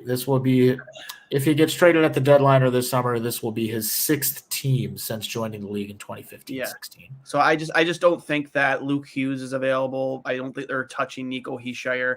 But guys like Alexander Hulls, I think they're definitely in play here. Seamus Casey, I think, is definitely in play. Obviously, any draft pick that San Jose might want, and you'd imagine their first this year, maybe even next year, might be in play. That's the type of demand, in my opinion. Return Timo Meier is gonna demand. Whatever his contract, his cap hit might be, 100%. So. Adrian Dater also reports out of Colorado that the Avs might be kicking tires on Jonathan Klingberg. What a name to – I know we just talked about him as kind of an aging guy, but that'd be a great name for them to add at the deadline, to their already stacked team. Adding Sean Klingberg. Yeah, when you're a team that just won a cup, no matter who you're adding it to a winning formula. So unless they're truly just an irredeemably terrible player – it's going to find a way to work. But let's be serious. They've got Cale Makar. They've got Devon Taves. They've got Gerard, who's, playing good hockey. Curtis McDermott has been doing good in his limited role. Bowen Byram is developing well. Even Josh Manson has thrived a little bit in his role, as their aging guy, to the point that I'm honestly not quite sure if they really need it. But if they want to kick the tires on it, Anaheim's willing to retain on that $7 million because they have $362,000 in cap space. So somebody's retaining something, and somebody else is moving as a result of this deal. The question is just who, and maybe it's Evan Rodriguez. Tough to say. I don't know. If I were running the Avalanche, I wouldn't make that deal. But then again, I'm not running the Avalanche. Matt Larkin from Daily Faceoff in the last month. Bo Horvat, Vlad Tarasenko, Ryan O'Reilly, and Timo Meier have all moved from the Western to the Eastern Conference. That's scary, especially for any team in the East to add at least 3 of those 4 names to already stacked lineups. O'Reilly, granted, it started off pretty good for him, but there's some left to be desired there. Maybe still some question marks compared to the season he's had. Will he still continue? I'm not saying he can't, but I would say I would trust more that the other 3 names would probably contribute more to their new teams than O'Reilly. But that is a scary thing for any team in the East. Oh, yeah, without a doubt. It's just getting offensively stacked. And I think it's ultimately because, the wild card spots have been wide open, but the teams that are stacking up are the teams that want to secure their position. They want to make sure they get that home ice. And it just kind of seems like nobody wants to face off against the Boston Bruins in the first round. Yep. So everybody's trying to make sure, move heaven and earth to make sure that doesn't happen if they can help it. Or, but yeah, the last couple of names on this list are names that we feel like we see every year. Nick Bustad out of Arizona, nice depth 4-line C. Luke Schenn, Anthony Duclair, Gustav Nyquist, Jesse Puljujarvi, and the last name on the list is Jacob Vrana, who of course has been, in and out of the lineup. He started half the year, in the NHLPA program, Players Assistance Program, working on getting clean. He came back around wintertime. Did a little conditioning stint in the AHL, came back up to the NHL for a bit, went back down to the AHL. So I don't know, something about being in Detroit is not making him a happy guy. Yep. Clearly he needs to get out. And, I think there still might be some upside to his game. He's only 26. He could absolutely turn it around. But I could definitely see some people, feeling kind of buyer beware about that with an additional 5.25 to pay after this year. I feel like you might have to twist Steve Yzerman's arm to make him retain on anybody for any reason. So it's just, the Red Wings are in a funny spot, right? You got Dylan Larkin, who is their captain. And if there's any guy I think that you bring back, regardless of where they are in their career, it's Dylan Larkin, right? Like, pay him what he wants. And it's kind of surprising to me that a guy who is so all in on the Detroit Red Wings hasn't been signed yet. That's like, Alex Tuch's contract being up at the end of this season and us saying, nah, we're good. Like, that to me would be bananas. Insane. But with that being said, if he is available and he is willing to resign, I don't care what assets it costs. I want Dylan Larkin on my hockey team. Yeah, I mean, he's a fantastic player. Clearly a good locker room guy, clearly knows how to help build a culture, a positive culture, especially for a team that's similarly to us been rebuilding and trying to, make a name for themselves and reestablish that legitimacy league-wide. And, obviously a lot of that has to do with some of the moves that Yzerman's made, but obviously, GMs are just, GMs are moving names, but ultimately the players are the ones getting the work done on the ice where it matters. Mm-hmm. Dylan Larkin, he's a good guy. But yeah, I mean, it's just going to be an interesting conversation to see how that shakes out. I feel like eventually they might soften. I really can't see them just moving on from him completely. I mean, he's your freaking team captain, has been for what feels like a lifetime. Like, it would just be a foolish thing to do to just let this man go. Yeah. I'm just refreshing Twitter trying to find out from Sabres Buzz. Timo Meyer will reunite with Swiss brothers Nico Heischier and Jonas Siegenthaler. Devils now a serious logjam at right wing with Timo, Mercer, Bratt, Bovquist, Bastian, Kevin Goget, Alexander Holz now because he is buried. I think Holz is part of the deal. If I'm going to add a player in their currently in their pipeline that's part of this deal, it's Alexander Holz, without a doubt.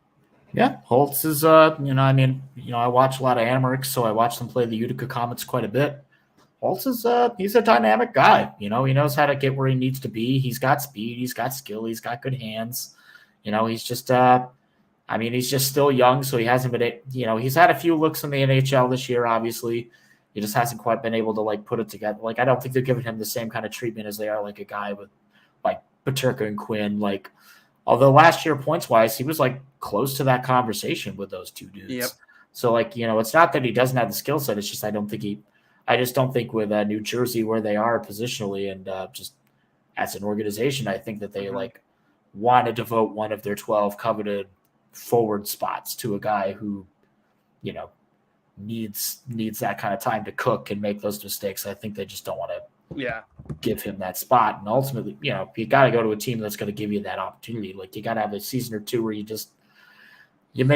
fuck up, you fail, you make some boneheaded plays, and you learn from them. You take some hard hits, you cause a defensive blunder that ends in an embarrassing goal against, and you got to learn from it. You got to get mad. You got to, you don't learn unless you fuck up.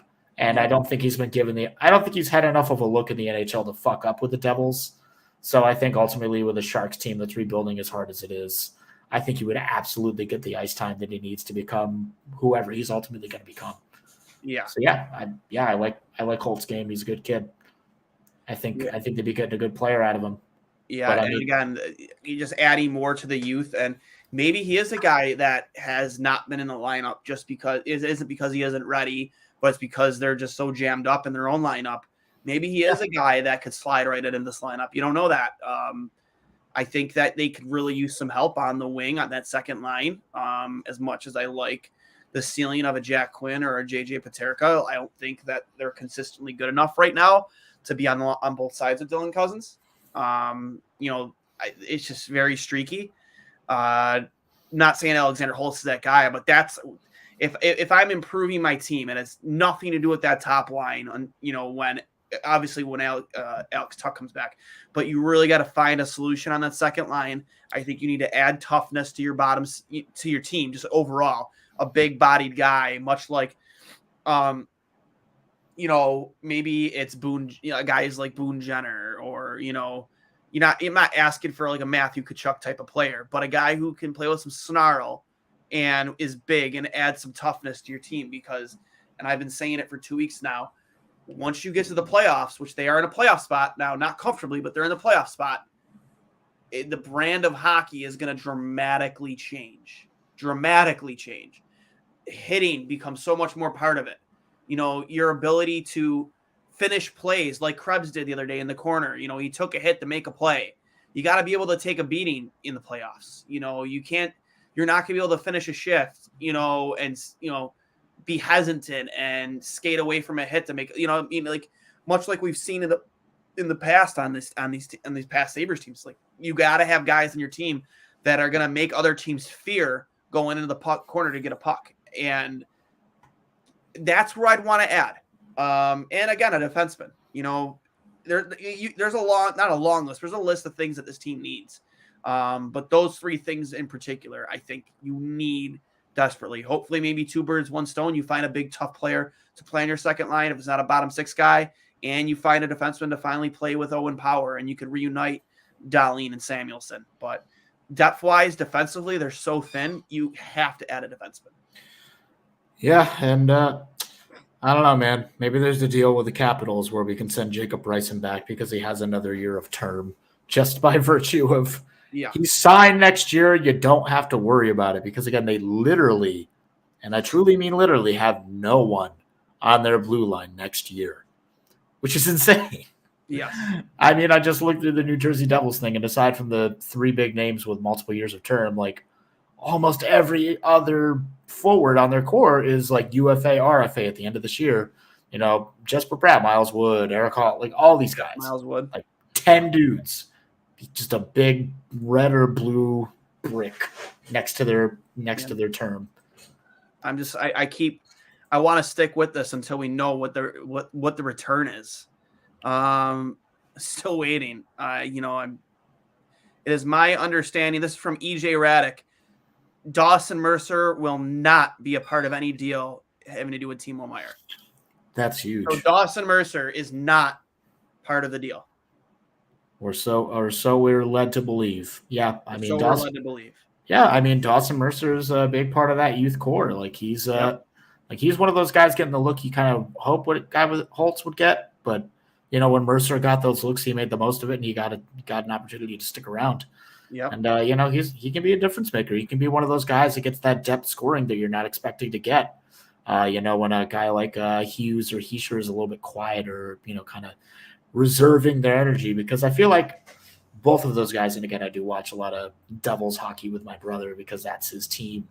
It seems like Hischier and Hughes are guys that really know how to, like McDavid, they're guys that really know how to turn it on for that final frame. So if they're down by a couple, give Hughes enough time to cook, he's going to find a way to make it happen.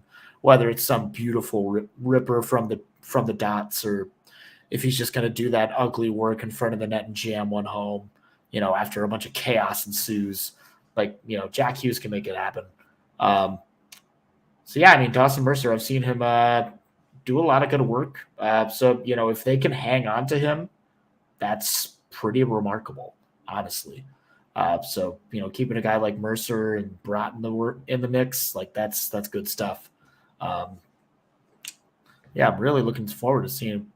Like, they teased this about a half hour ago. I just want to see what the heck the freaking return is. Let's get us on the road. People have things to do. It's Sunday. I just come on. But no, whatever it is, man. Like I said, it's going to be a haul. And if Dawson Mercer, I expected Dawson Mercer not to be a part of it. Honestly, like he's a pretty high end prospect for them that they covet quite a bit. I didn't really expect him to be part of it. Cricket just chirped Pierre LeBrun's tweet. Geez, what's the return already? This is like ordering a pizza and waiting for it to arrive. It is. It really. Like, I know Pierre LeBrun doesn't have any control on getting the full details, but fuck. Like, don't get us all stoked 40 minutes ago. Like, I just want to know. Yeah, at least I'm sure everyone in New Jersey wants to know. At least have an idea of what the return is before you go out and break the internet with this tweet. Like, come on, Elliot.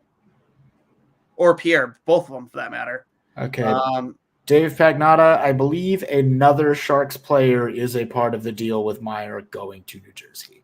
Probably for salary reasons. Yeah, probably. Could you imagine if it was a package deal, Carlson? Yo, everyone would lose their fucking mind. Sorry, Rangers fans. There's no way you're beating that Devils team. Rangers. Power play one quarterback by Dougie Hamilton. Power play two quarterback by Eric fucking Carlson. You'd have them both back there. You wouldn't have one. You'd have both. Oh my God. Yo, that would be ignorant. That would be irresponsible. That would break the entire Eastern Conference. Yes, it's just friggin'. that would be so dumb. Oh my God, I would love it though. That would be fucking hilarious. If they were just like, oh yeah, we're just waiting for Arizona to get off the phone so we can make sure that the salary on both those guys are retained before they come here. Steve Dangle, maybe the trade call is on Zoom and they can't figure out how to unmute. Oh, fuck. Oh, that's funny. Oh, I'm sorry, Pierre. You're just trying to do your job. Oh, that's funny. That's funny. Oh, my God. That's great. Man. Oh, my God. Man, so another player coming back, then, well, who's been on the block for them? It'd have to be a rostered player, right? Other than Eric Carlson, I'm trying to think of like who's really like in the mix. Yeah, there. Like who could the other rostered player be? Like who is it? Trying to see what like makes sense, because like, so right now the Sharks barely have any cap space at all. They will move $6 million. Yeah. So we got to do some like deductive math here, right? Like we got to look at you, bud. I'm not in the mood to do math at all. All right. Well, we got to think about who might potentially be coming as like rostered players from New Jersey, because it has to be a combination of players over $6 million if they have to move another guy, is all I'm saying. So like, if Holtz is just going down to the AHL with his entry-level deal, and like Seamus Casey hasn't even been signed yet, or if it does happen to be Simone Nemec or something like that, those are AHL things. Those aren't really going to affect shit. But the theory is that if Timo Meier and another player have to get moved, then there's enough roster players here that's going to equal more than $6 million. So maybe they found a way to get rid of. I mean, it could honestly either be Eric Haula or Tomas Tatar, because they will have a vacancy in that on the left wing as a result of that. I mean, if they can find a way to move Tomas Tatar at 4.5 and then, I don't know, scoop up like a Sharangovich and maybe one other dude, I don't know. It's interesting. So, I mean, the real question is who's coming off New Jersey that necessitates that, they got to move somebody else. And maybe they're moving a guy like, maybe it's like Nico Sturm, like a nice fourth line center, something like that, like $2 million, not a lot of risk. Could be a depth. Imagine if Oscar Lindblom, after getting snubbed out of Philly, going out to the Sharks and then comes back to play for Jersey. I know. Yo, I would love that. That would make me so happy. But I mean, I think New Jersey, much like Buffalo, is also on the youth tip. So my guess is that they're moving Timo Meier and maybe a guy like Nico Sturm, like another young-ish guy to make space. So that's $8 million. So, Tomas Tatar 4.5. Maybe they're also scooping up Miles Wood, because that's another 3.2. That would be about the 7.75. And then, that plus Alexander Holtz coming up. That's about 8 and 8. Yeah. And then a hella fucking pile of picks. Yeah. That would be cool. Yep. So, I gotta step away for one moment, Steve. If you want to keep him entertained, let's go let the dog in real quick. Obviously, in a normal episode of I'll Hang Up and Listen, we're not on for over an hour and a half. So give me one moment, guys. I'll be right back. Producer Steve will keep you entertained. Yeah, by all means, chime in with a comment or something. We can spitball together here. But let's take a gander. Let's keep refreshing Twitter, see if anything comes on through here about this Timo Meier trade. God, I'm just excited for my little brother, to be completely honest with you. You know, he's again, huge Devils fan, has been his whole life. You know, looking like it's just going to be a big time thing. Nope, just graphics saying it's happening, it's being announced, but just give me actual details. Okay, well, this is from ESPN.com.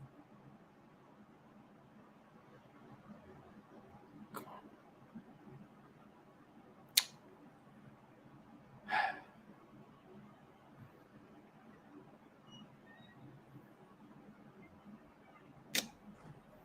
Yeah, no, they're still not giving us any actual return. I was hoping when I saw an article from ESPN that there might be a legitimate return coming through, but as of right now, still nothing. Just, God. Yeah, it's just so much speculation. I just want to see what's going to finally happen out here. Yeah, we keep refreshing the feed here. We're trying to, just searching his name. Timo Meier trade, latest tab, just refreshing. Yeah, mostly it's just memes, but eventually it's going to be legitimate information. From Shark City Hockey, 31 seconds ago, the Sharks are retaining half of Timo Meier's salary this season. So this is just some guy. So I don't know how. Now everybody's got a blue check mark, so you have no idea who's like reliable and who isn't. This would now be. You just have to say his handle on a fucking live stream. Yeah, I'm not going to say this guy's handle, but this is a package that almost makes sense to me. Confirm that Timo Meier and Kevin LeBlanc for Alex Holl, Simone Nemec, Sharon Govich, a 2023 first, 2024 second, and third. Where are you seeing this? I'm just Timo Meier trade latest, posted a minute ago. And he prefaces it with, as someone who has been on both ESPN and the NHL Network broadcast, I can't confirm. But again, that's just speculation. But that wouldn't be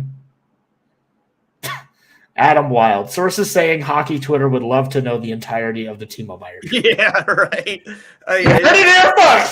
It's fun. We all want to know. It's fun though, because people want to know. Like every time I tweet it out, our live views jump up from like 30 to 150 immediately.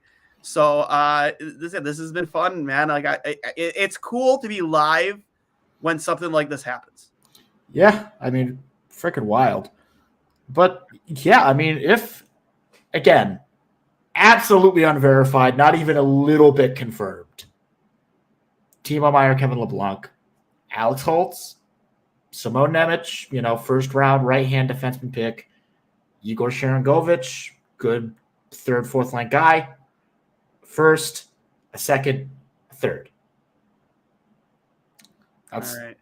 That could be big if that's true. Again, I'm going to wait until I see it from a more legitimate source. And I swear, if somebody is out there doing the fake Elliot Friedman account today, you're a bad person. Stop. Save that for Friday. You're a bad man. You need to cut that out. You're going to get so many people retweeting fake information that Timo Meier was traded for future considerations. Oh, that could be great. It'd be great.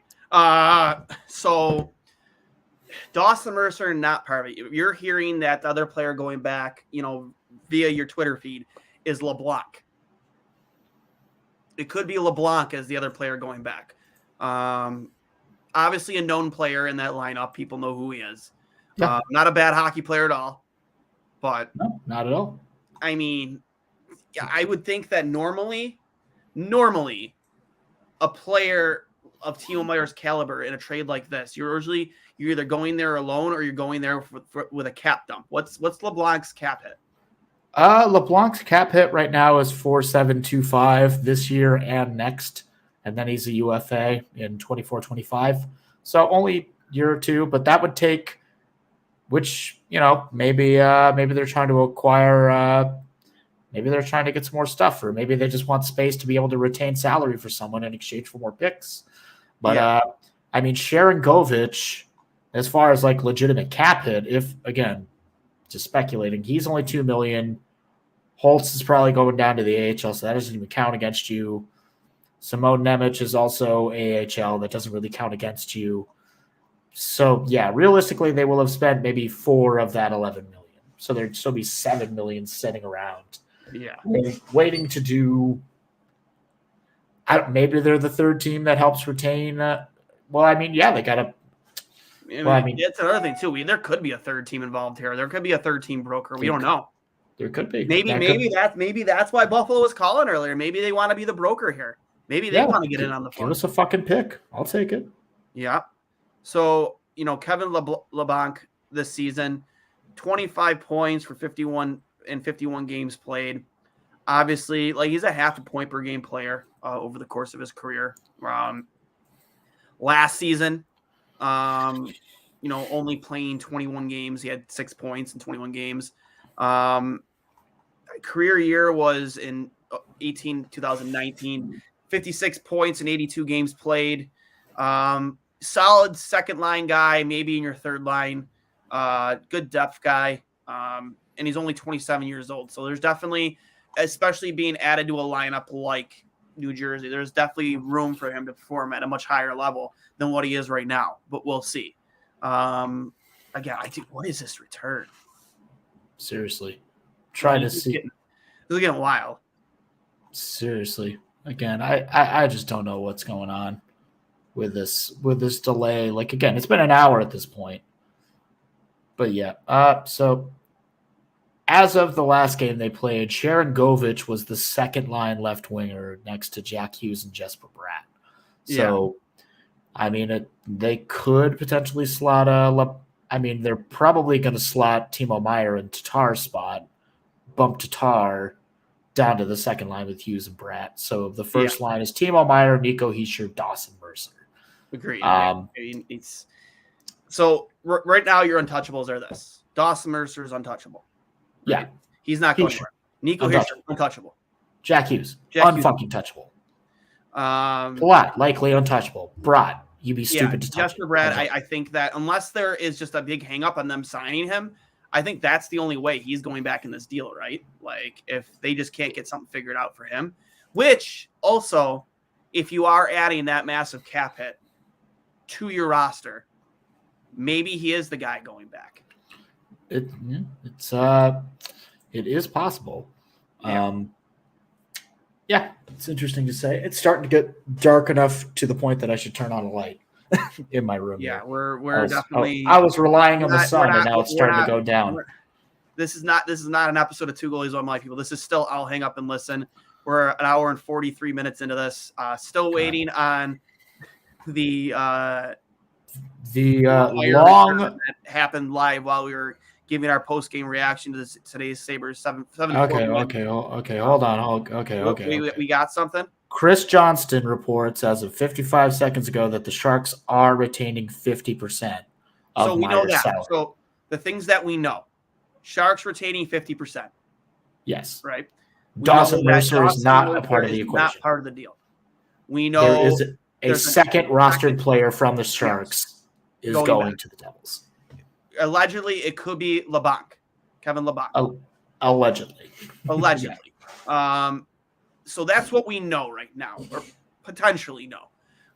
Again, I think Alexander Holtz has to be part of this deal. Our buddy here in the comments, Keeper Chronicles, that Holtz and William Eklund do have a connection to one another. So getting those two back together in the AHL pipeline could be very beneficial for both of their development. So I feel like Holtz is a guy that they're very clearly targeting. Feel very, very, very positive, confident that Alexander Holtz is going back to San Jose. He's a guy that we've stated before that has been buried in that pipeline and they have such a wealth of riches on the right wing. So it's difficult to say that he isn't part of that deal. God, just give us something. This guy's trying to get shit on. This trade is 1-for-1. Timo Meier for Jack Hughes. Get the fuck out of here. I saw that one earlier. Man. Man. Well, here's another unconfirmed, but expected trade to look like. Timo Meier at 50 retained and LeBlanc in exchange for Andreas Janssen, Arseny Gritsyuk, Seamus Casey, first, second, third. So the first, second, third bid is looking pretty. The second and the thirds are in 2024, but this year's first, obviously. Yep. No Holtz on that list, but same basic return coming from San Jose in that theorized. Nope. This is coming from a guy who claims to be the smartest human alive. I'm not even going to read that one out loud. Yeah. Big brain. He's got a big brain. Massive brain. Biggest brain you've ever seen. You've never seen a big brain. It's a glorious brain. You've never seen a brain like this. Never seen a brain like this. What a fucking. I love it. Still, what a man. Fucking clown. Oh man. Jeez Louise. Yeah, you get all these literally unconfirmed accounts claiming that they know what's going on with Timo Meier, and this is getting old. Pull up Timo's stats this season. Oh yeah, let's just do that for fun. Oh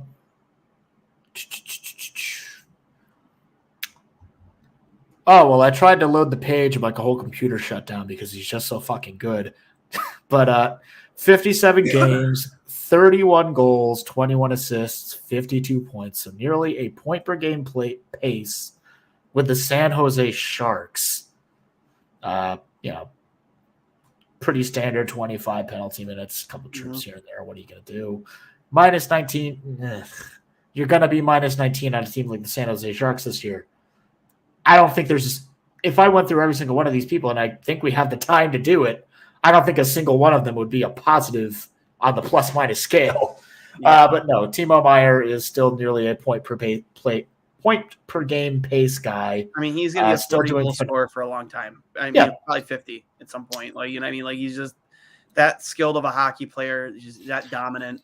This is his third season at 30-plus goals. The first one was 2018-2019, where he had 66 and 78. Last year, he had 35 goals, 76 points in 77 games, so just shy of a point per game. And this year, it's 31 and 57. So definitely has plenty of time to exceed that record, which, I mean, if he's coming to New Jersey, I think is almost a certainty. I think he'd be terrified if he doesn't score 4 goals in 6 weeks.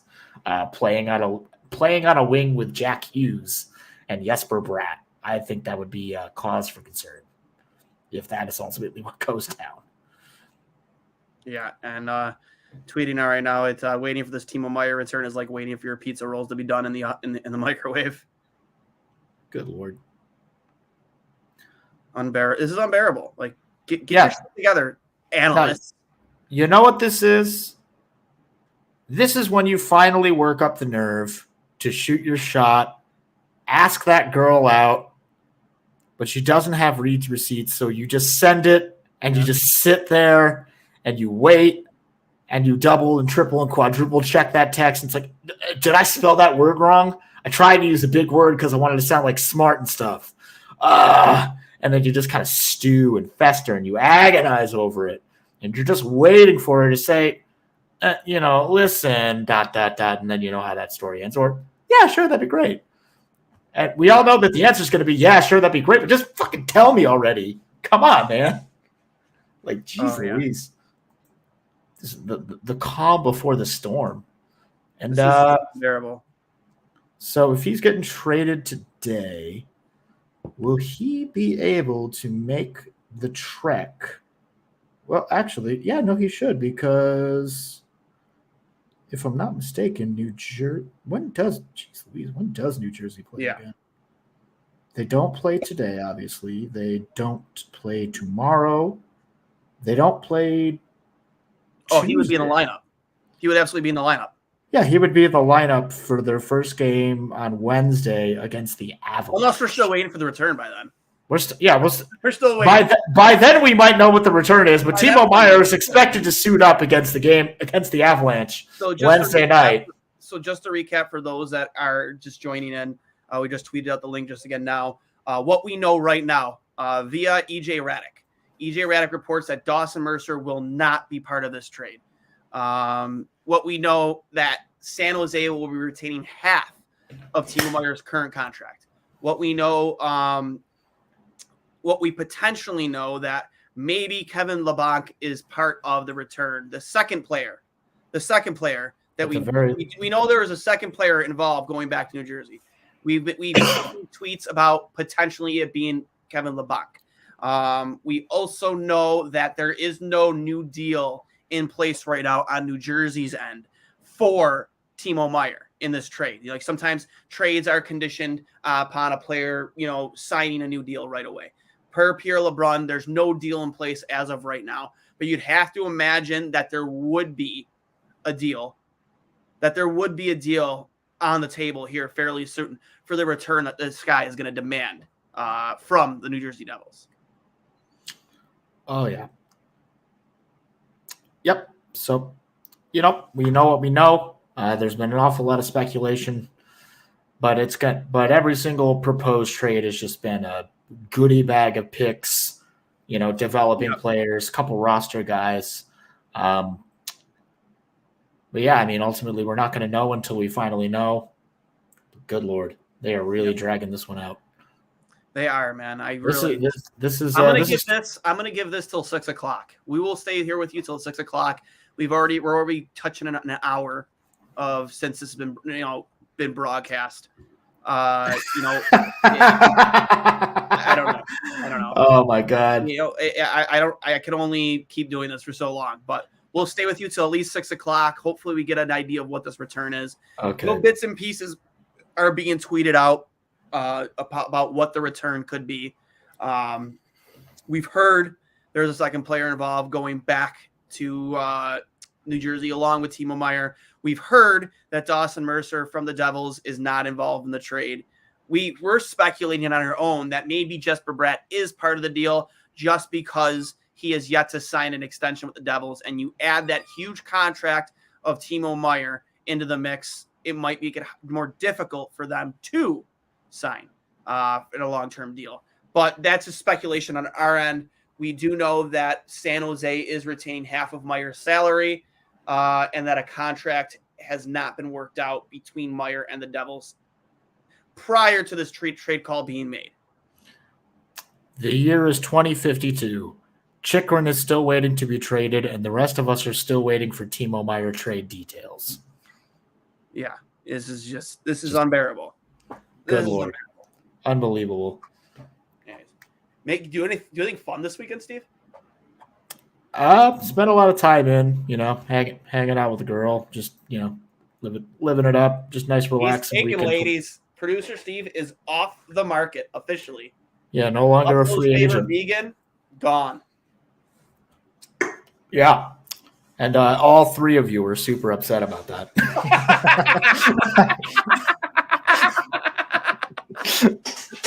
But I do apologize humbly to the three of you who were kicking the tires on signing this whole fucking fifth liner to your roster. Oh boy. Oh my God. What the hell is going on? Stop, smartest human alive. You're clogging up my feed here, man. Let's give the people some score updates while we're sitting here. Absolutely. There's got to be something else going on other than just watching dust settle. Yeah, literally. That's what we're doing right now. We'll give some score updates in the world of I can go get some paint. Now. We can watch that dry real quick. Yep. Winnipeg is losing to the Islanders 3-0 in the third period. That game's just all but over. Rangers are beating the Kings 1-0. Also a bummer for us, even though the Rangers are just expected to get better and probably pull away if and when they do acquire Pat Kane. And then Penguins are slated for 11 minutes from now. So hopefully the scoreboard watch gets a little bit better for us. Expect the Jets to lose here, which is not great for us. Not great for us with the Islanders being right on our heels. Or are they ahead of us in the standings? They are ahead of us in the standings. They are ahead of us. We're on their but they do have 4 games. We do have 4 games in hand, yes. Yeah. Bo Horvat, unassisted goal to start things off. Bo Horvat's still doing all right without Matt Barzal around. Cats has got to be excited with what's going on the island. Dewey. Oh, Dewey Crocs. Official Scott Harrington and Timo. What'd you say now? Apparently, Keeper Chronicles here in the comments is saying official Scott Harrington and Timo. Scott Harrington. So Scott Harrington is going back with Timo? Yep, per Frank Celavarelli. Sounds like Scott Harrington is going to the New Jersey Devils along with Timo Meier as part of the deal. And that is from, a trusted insider source. That's from Ceravelli. That's Frank Celavarelli, correct. Yep. Now pull up Scott Harrington for us real quick. All right, let's take a gander. All right, Scotty, where are you at? Scott Harrington, 29-year-old, left-handed defenseman, making league minimum. So not a lot of extras coming off the books there. 1 goal, 6 assists, 7 points in 28 games. This looks like a depth guy, shutdown guy. I can look and see where he's slated in the Sharks lineup here to give us a little context of what kind of game he's allegedly trying to play. Wow, he's getting first line minutes on the left-hand side with Erik Karlsson, at least as of the last game, with their second pairing being Vlasic and Benning, and then Mario Ferraro, Jacob McDonald on the third pair.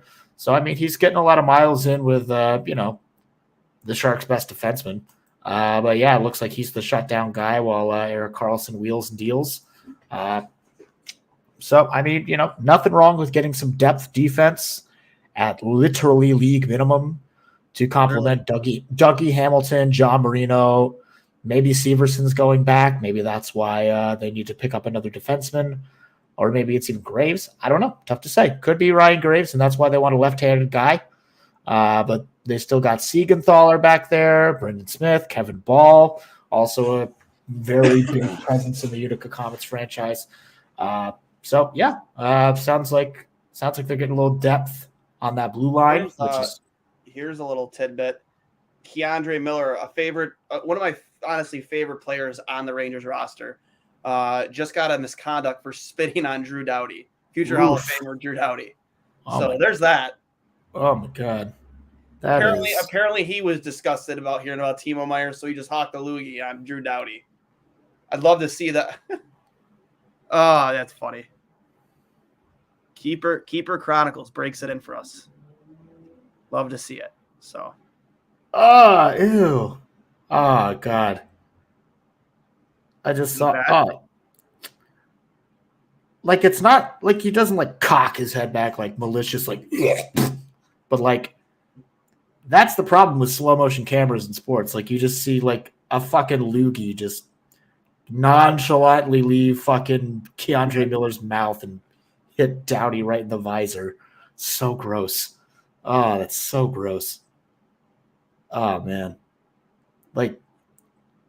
Yeah, I got it. There's no way that didn't end up being a just pummeling scrum after that. You can't be spitting on people. Unless you're Ryan Miller going to walk over to Milan Lucic and spitting in his face after he runs you. Yeah. There's no reason to be spitting on anybody.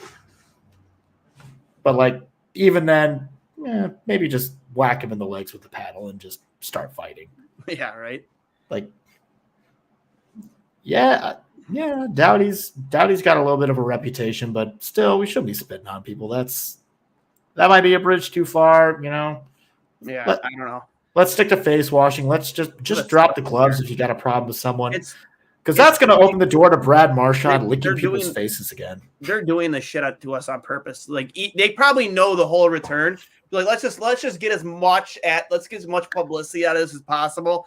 Let's drag this out as long as we possibly can. Just give them one piece of the trade every 10 minutes. This is getting infuriating.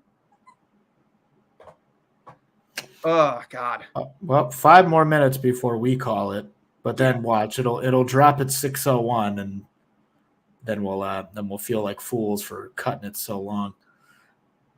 This is just becoming, excruciating. It's like listening to I would say listening to chalk, nails on chalkboard, but Jesus, come on. Like the pieces they're giving us too, they're tidbits, but it's nothing that's just like we expected there to be salary retained, right? Before it was even announced, it's a Dawson Mercer is not part of this trade. No way. I guess the second player being Scott Harrington. I mean, that's news, I guess, for the sake of he's a depth defenseman. Nothing crazy. I just, again, give us something here. I mean, I could go find a phone book and just start reading out of it. I think that we could just start listing off some names. Sort us out. Maybe he's the return. Oh my God! Give us something. Okay, this one's fun. Okay, this isn't actually true, but this is a pretty good job of dragging this out as long as we have. Yeah.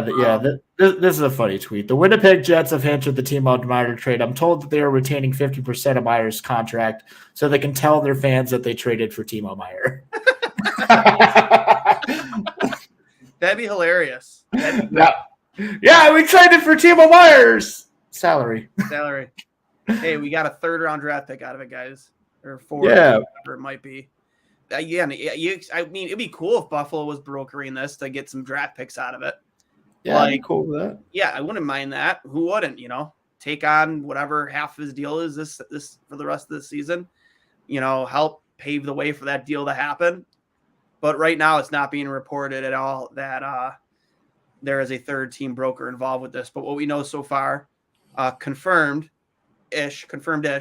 that's left-handed defenseman Scott Harrington will be going back to New Jersey with Timo Meier.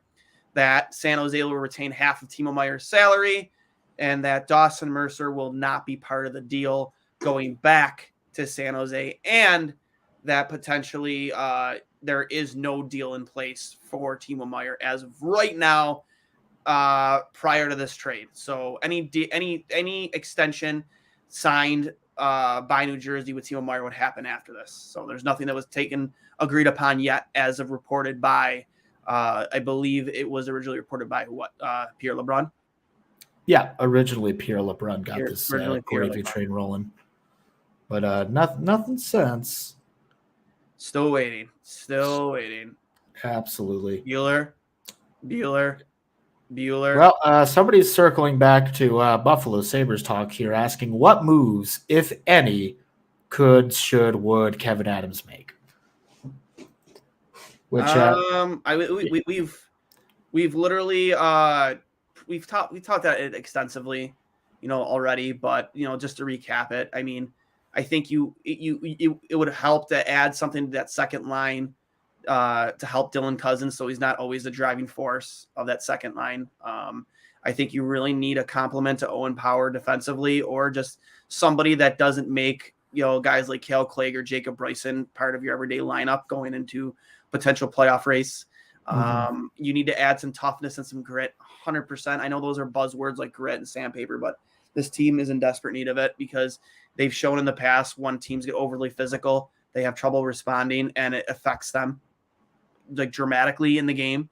So I'd like to see them add some sandpaper and some grit and goaltending. Yeah, you want better goaltending, more consistent goaltending, but the goaltender market around the trade deadline can be kind of finicky. We've seen names like Cam Talbot, and Thatcher Demko thrown around quite a bit. So we'll see if that's and it has been speculated that the Sabres are in a goalie market. They were connected with Cam Talbot yesterday. So I don't know. We'll see. So Bueller, Meier, Timo. Good Lord. Oh my God. For Puck's Sake podcast, will we get the rest of the Timo Meier trade return before we record today at 7:30? Yeah. I don't know. That would be nice. I would love to know what the Timo Meier trade return is. Would love to know. Isn't Jake Paul fighting Fury today? Isn't that happening? That old YouTube fighter thing? I don't know. He might be. I usually just try to ignore Jake Paul. He's just kind of like, I feel like he would, as you've said before, I think he would be best suited to just spend his time in the WWE. I don't think he should phenomenal in the WWE. I don't think he should be legitimately fighting human beings. I think he's going to get very hurt. I mean, fucking Brock Lesnar couldn't even do it. He's a monster. So, yeah, I think Jake Paul has the kind of personality to be a, professional wrestler in the WWE or something like that. But I don't think he should be trying to. No, not at all. Do anything. No. UFC adjacent. UFC adjacent. Yeah. He's gonna get hurt. He's gonna just get himself killed, and that's no fun. No one wants to see that. We have 18, almost 20 live viewers joining us on YouTube. Appreciate it, guys. We're in the hundreds on Twitter. People that are joining us. Updates right now. What we know so far, that Dawson Mercer is not part of the deal. That, again, Dawson Mercer will not be part of the return going back to San Jose. We do know that Scott Harrington is the second player going back with Timo Meier. We do know that the San Jose Sharks will retain half the salary, and we do know that New Jersey, prior to this trade call, have not reached an extension with Timo Meier, which I had imagined that would be, that would be considered, that would be common sense to me, that whatever this return is, which would probably be massive, that you're going to get something locked up for Timo Meier. Like, you have to get that guy locked up if you're making this big of a trade, with this big of a return, potential return for him. Oh, fuck. President Biden, what's your plan to release the details of the Timo Meier trade? We need answers. Yeah, it's going as far as the White House. We need the federal government to intervene here. Oh my God. There is a campaign of disinformation being spread, and I, for one, cannot stand by another minute while we continue to not know what's going on.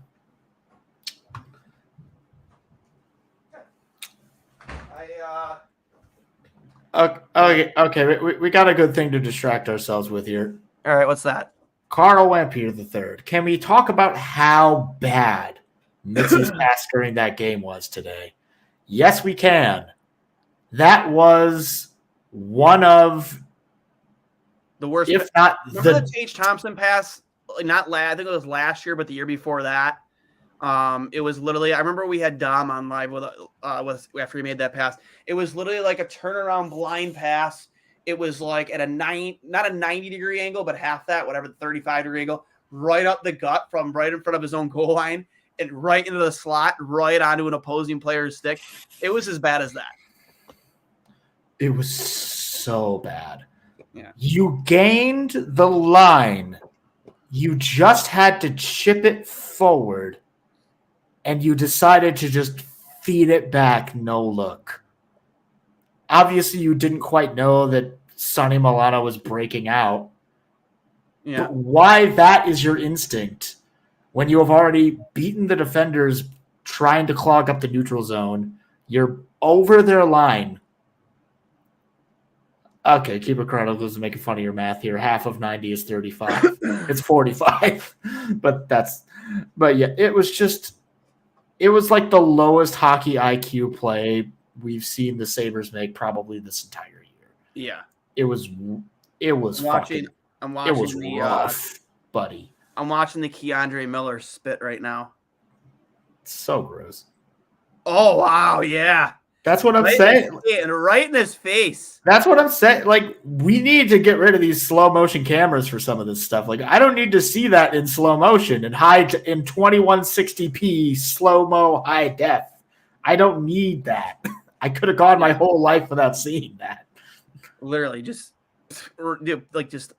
ugh. I mean, that camera caught it at the perfect time. Nothing. Oh yeah. The only thing missing is like the spit hitting his face. Oh yeah, another angle from the sideboards there where it like actually like runs down the visor or something. God, so gross. Yeah. Oh my God.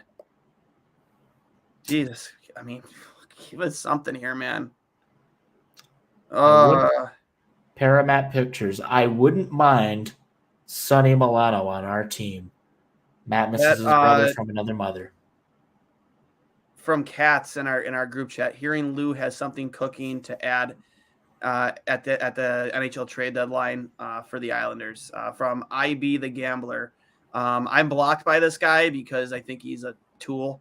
He blocks everybody if you say anything remotely, not even disrespectful, but disagree with him. He comes at you with like 15 different fake accounts, and then they block you. So, that sounds super healthy. Right?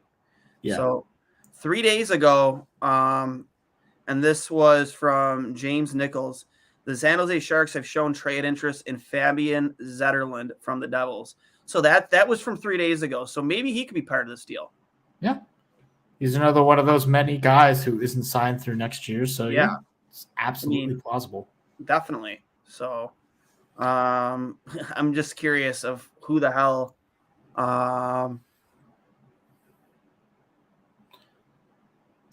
Oh, here's an interesting question from Mark Brescia.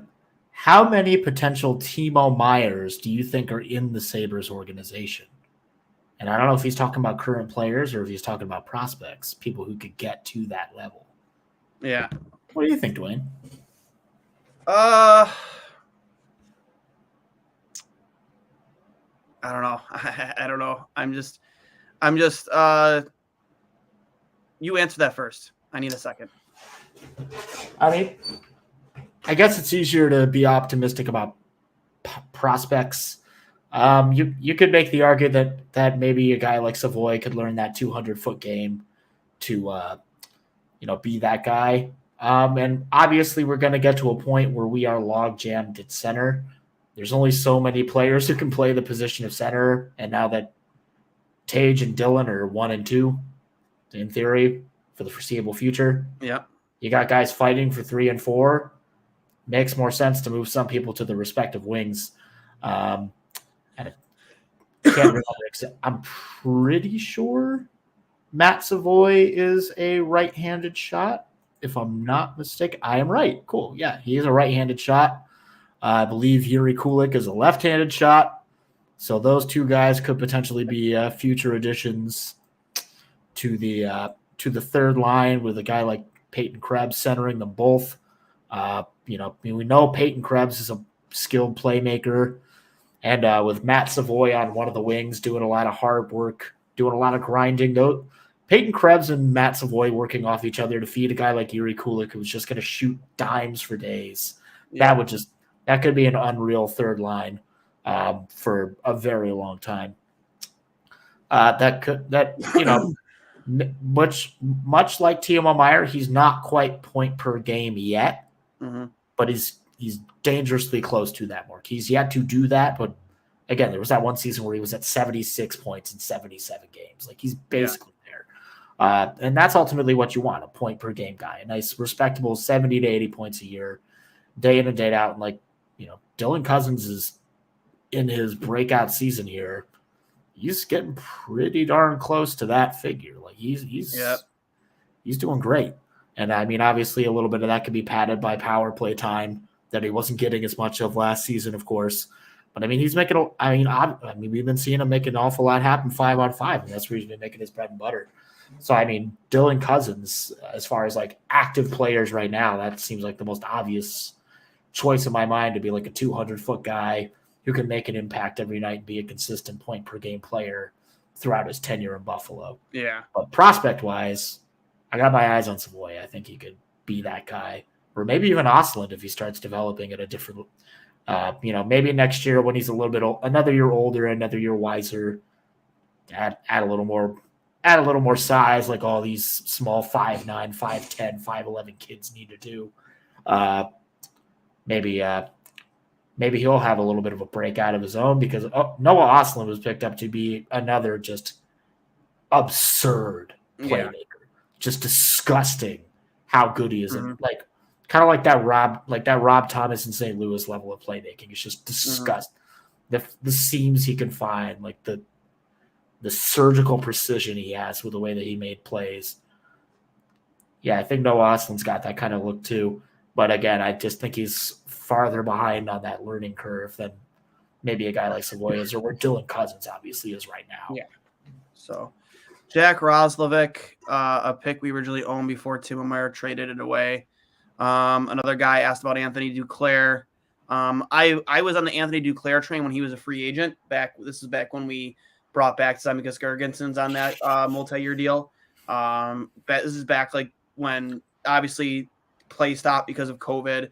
The cap was stagnant. Teams were signing players in short-term deals at a unbelievably reasonable price. I think Duclair was a $1 million guy who former first-round pick guys just has shown the potential throughout his career. Just never really reached it, and you got him for $1 million. That was also the year of Carter Verhaeghe coming off a huge year. They got a $1 million deal, was 1 year for $1 million. But yeah, I would like Anthony Duclair again, a guy who adds a bunch of skill and toughness to your lineup. Duclair would be awesome for sure. Jack Roslovic, another center, I believe. If he's available, is he available? Roslovic? I haven't heard anyone kicking the tires on it, but I haven't heard his name since he was traded. But I mean, with the season that they're having, I feel like you'd be hard pressed to make the argument that anybody, in Columbus, aside from Johnny Gaudreau or Patrick Laine, is untouchable. Yeah, like Boone Jenner, Jack Roslovic. I love Boone Jenner. I like Keegan Colasar a lot. He's I take that back. Maybe one other untouchable might be a guy like. Look, I feel like they're putting a lot of stock in Nick Blankenburg. I think a lot of them. He was an undrafted free agent signing. He was the cap. I think he was wasn't Blankenburg. I think he was the captain of the Michigan.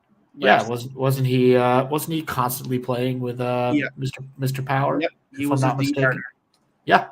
So I mean, I think he's doing well there, but he was the guy I wanted Kevin Adams to take a swing at.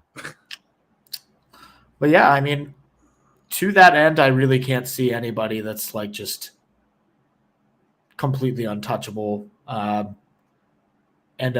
Obviously, Alexander Texier is in the substance abuse and behavioral health program this year, so he's not playing. Obviously, Kent Johnson would be untouchable. Kent Johnson, Blankenburg, Gaudreau, Laine, maybe Voracek, if not because of his skill, just because of that price tag of $8.25 million. Those are probably the only people that you're. Oh, and Elvis, of course. I don't think they're going to move Elvis. I just did Tommy.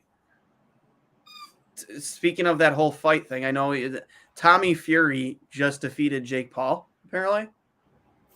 Which, for those who think that Jake Paul's fights have been fixed, yeah.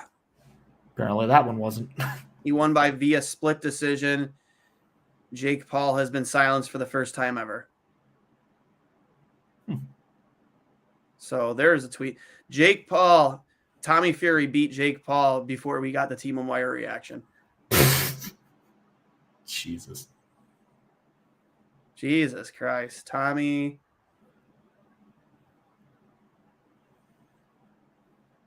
Jake Paul before we got the Timo Meier live reaction and live tweeting with friggin' Duane and Steve from Two Goalies of Light.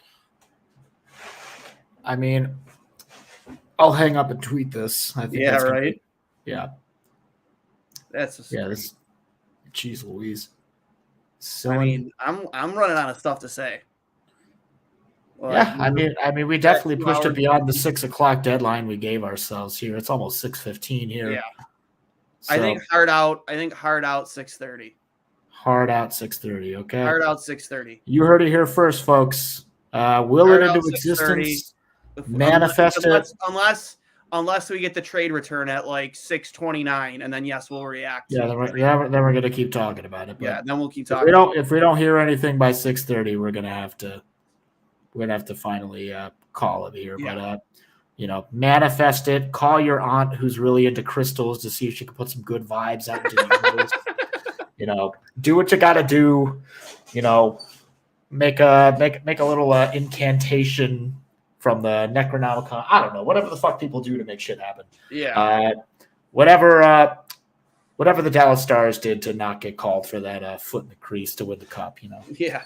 Whatever kind of sorcery that was. Yeah, right. I don't know. Or whatever Connor McDavid does before bed every night to just like wake up and be that good at anything in this world, Right. Day in and day out. Connor Bedard, man. Do you think he'll be better than McDavid? That's such a hard question. To answer. Hard prediction, dude. But I mean, he's the one constant comparison that they give Bedard to McDavid. It's nobody else. Everyone says McDavid. Well, yeah. I mean, he's that player where the second he's on the ice, that all bets are off. Yeah. Albeit the Oilers did lose yesterday. Yep. They were down 4-0 to the Blue Jackets, but still found a way to make that game end 6-5. They took 4 unanswered. They scored 4 unanswered in like 10 minutes. It took the Blue Jackets 30 minutes to do that, and then they undid all the work they did in 10. One of a lot of that being work from McDavid and Draisaitl. Yeah.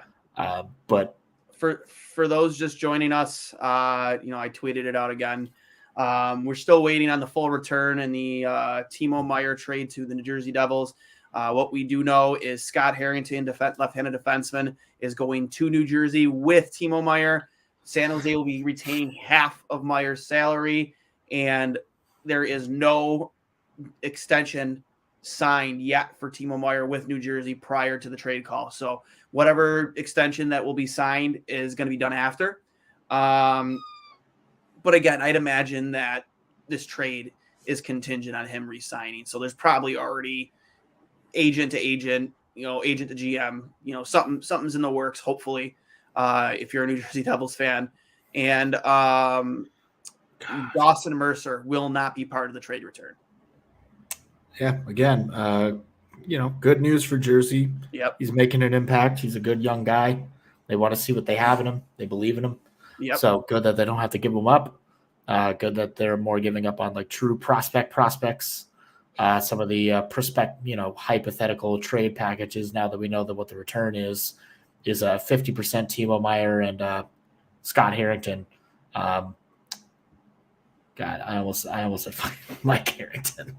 Oh man, I almost said Mike Harrington just because. Mike Harrington. Yeah, Mike Harrington to the New Jersey Devils. We're sending Mike Harrington back to the Devils. Yeah, you heard it. You heard it here first. Mike Harrington going back to the Jersey Devils. Yeah. Yeah. Blockbuster, big splash. Lock it in. Lock it in. Lock it. Mike Harrington. Oh man. Okay, yeah. I almost misspoke. I like my Scott, but yeah. The only way this could get worse is if they Elliot Friedman tweeted out hearing Kane to Rangers waiting on return now. Then I don't think we're ever logging off, man. I'm not gonna lie. Yeah, no, you know what? We know what the return is going to be. It's going to be the Taylor Hall return times 2. It's going to be New York Rangers second round pick and their equivalent of Anders Bjork. Yeah. Which we thought was Kravtsov, but he just moved to Vancouver, so I don't know who it is anymore. Yeah. But that was the and when I saw that they actually had their second round pick available this year, it made me laugh so much. Maybe they'll move Tyler Mott again. Oh, you know what? It's this year's second round pick and Jimmy Vesey to the Chicago Blackhawks in exchange for Patrick Kane. So this is one of the it's just some random Twitter account out there. Danny is his handle name at DanMuss17. Just from researching Twitter, searching out Timo Meier's name. He just randomly tweets this out. Timo Meier, 50% retained, Scott Harrington, and in return, Alexander Holtz, which I feel very confident he's one of the guys going back. Seamus Casey, defenseman, Chase Stillman, a 2024 first-round pick, and a 2023 fourth-round pick. I find to believe that would be it. I mean, actually, Seamus, those. I don't know much about Chase Stillman, but Casey and Holtz, that would be a good return for them for sure. Yeah, those are two quality prospects. Quality prospects. Yes, I mean, Seamus really Casey's good I think the third highest ranked one in terms of New Jersey's pipeline, right after Luke Hughes and Alexander Holtz. I think it's actually no, it's another defenseman then Seamus Casey. It's probably Simone Nemec. Yep. So yeah. Still not a bad return. Again, I highly doubt Simone Nemec is part of that deal. So still waiting. Littering and smoking the reefer. I'm freaking out, man. Freaking out, man. You are freaking out. Man. God damn. Man, whoever breaks this trade, whoever breaks this return, probably Kevin Weeks. Where are you? Yeah. That's why this trade hasn't been broken yet, because Kevin Weeks is not on the beat. Is he still driving around Jersey going, have you seen Timo Meier? Or, honestly, if we're like waiting for Kevin Weeks to film some elaborate bit to break this trade, I know. That's my only excuse to be like, you know what, that was worth the wait. But anything else, like if we're just waiting for like the Columbus Blue Jackets to retain 25% of that salary on top of this to like get a 4th round pick, fuck off. We don't need that. We don't need to be waiting this long for that. Oh my God. Oh man, it's that Squidward meme. When I'm in a gatekeeping competition and my opponent is NHL insiders regarding the Timo Meier trade. Oh man. Oh fuck. This is killing me. 1 second. This is great. Just do you have Kevin's number? Just call Kevin. Just be like, bro. People who are gonna listen to this audio are gonna be fucking miserable. Just call Kevin and just be, bro. I mean, we'll probably have to cut the audio of this episode. I'm not. I am literally. Yeah. It's literally gonna be start to finish. There's no way. There is no way I am like not including this entire audio. Entire. Maybe I'll give it the timestamp in the details. If you want to know our actual reaction to Timo Meier trade, you can go to this point. Yeah, too long didn't read. Oh my God. So you're going to give them the podcast version of the movie, The Tree of Life? Literally. That's your goal? That's what you want to do to these poor people? Oh my God. This is just speculation. We're at this point, we're just reading memes on the internet right now. That's really what we're doing. Yeah. We're just, this takes literally commitment on our side of things. Like this takes a lot of commitment to. I've had to go to the bathroom for a minute. Huh? I've had to go to the bathroom. Go to the bathroom, but I've gone twice. I don't want to get up. I don't want to be the schmuck who misses it. I know. I'm just sitting on the john, and then all of a sudden, Timo Meier is finally moving in exchange for this dump truck of money and picks and prospects. I mean, the best one I've seen so far is Timo Meier to New Jersey in exchange for 100% ownership stake in the organization of the New Jersey Devils. Yeah. You just I own saw it. one for Aaron Judge. Like he's been traded for Aaron Judge. That's fucking. Yeah. Timo Meier for Kenny Powers, 1-for-1. Yeah, right. Timo You're Meier fucking out. I'm fucking the exact location of Jimmy Hoffa's body. Oof. Good Lord. Yeah, we'll finally know. Know where Jimmy Hoffa is buried. That's the return. They'll finally the people of San Jose will get to know where Jimmy Hoffa is buried. What else is fun from New Jersey? The unedited, unreleased footage from The Sopranos. The alternate ending. That's what you get. That's what the return is. The alternate ending of the Sopranos series. You get the real ending that they wanted to go with. That would be the most New Jersey return there ever could be. Right. That would be incredible. You get to know what the real ending was supposed to be. Yeah, and the alternate ending has like commentary cut by Gandolfini where he's just like, I don't know why the fucking network went with this fucking bullshit ending. Like the ending that we came up with was so much fucking better, dude. Yeah. It was so much better. Then you find out he's not really dead. But like he's not really dead. They write my checks. I can't really tell them what to do. I tried to It is what it is. I tried to release egos. I tried to release the unedited, uncut real ending of the Sopranos series, and they tried to off me. So now I'm in hiding. Yeah, I tried to put it out, but I didn't know how to make the freaking YouTubes work. The YouTube. Some more comments in here from Matt. Joel Edmondson from Montreal. I've liked Joel Edmondson. I can't remember. I think he has 1 year left on his deal up in Montreal. Montreal's obviously in a situation where they're selling off everything in the Card sweepstakes, the tankathon. Yep. So yeah, I would like Joel Edmondson. I think that'd be a great ad for Buffalo. We've already talked about Joel Farabee from Philly. He's kind of been on Tortorella's hot seat. He's been a healthy scratch a couple of times. So that would be a nice ad for sure. And I am still thinking Alex DeBrincat still has gotten an extension yet. Ottawa. I mean, adding Cat would be fantastic. Don't get me wrong. I mean, I don't know what his cap hit would be. He's having a down year, isn't he? Actually, he's doing all right. He's got 49 points in 58 games. So that's even on the Sens, he's doing fine. That's probably like a $7 million contract right there. He's 6.4 right now, and he's a pending RFA at the end of the year. I think to get over 8, you probably need to be a point a game player. Yeah. So I would think that's like a $7.5 million area. And you can't, again, if you're going to sign a guy like Alistair Brincat in Buffalo, you can't have him making more money than Cozens and Tage. No way. Absolutely not. No way. So there would need to be that understanding set. I keep forgetting how tiny Elliot Friedman. I mean, I subscribe to Elliot's tweets, and he just tweeted out coverage for Toronto Seattle begins in 3 minutes, and nobody cares. Literally nobody cares. Yeah. I mean, no one cares about Toronto regular season games anyway, because the only games that matter are the first 7 of the postseason. Great. Stop tweeting. Literally nobody cares. No one cares. Post the Timo return. Don't care. Announce the Meyer return. Elliot, no one cares. Just announce the trade details. Sharks get what's the return? Tell us the TAM. There's literally not a single tweet about Toronto or Seattle that whatever it is. Nobody cares. Give us the Meyer return. How much longer do we gotta wait? Don't even stop. Stop tweeting unless it's the Meyer return. Oh my God, this is great. Oh my God, it's funny. Literally nobody cares.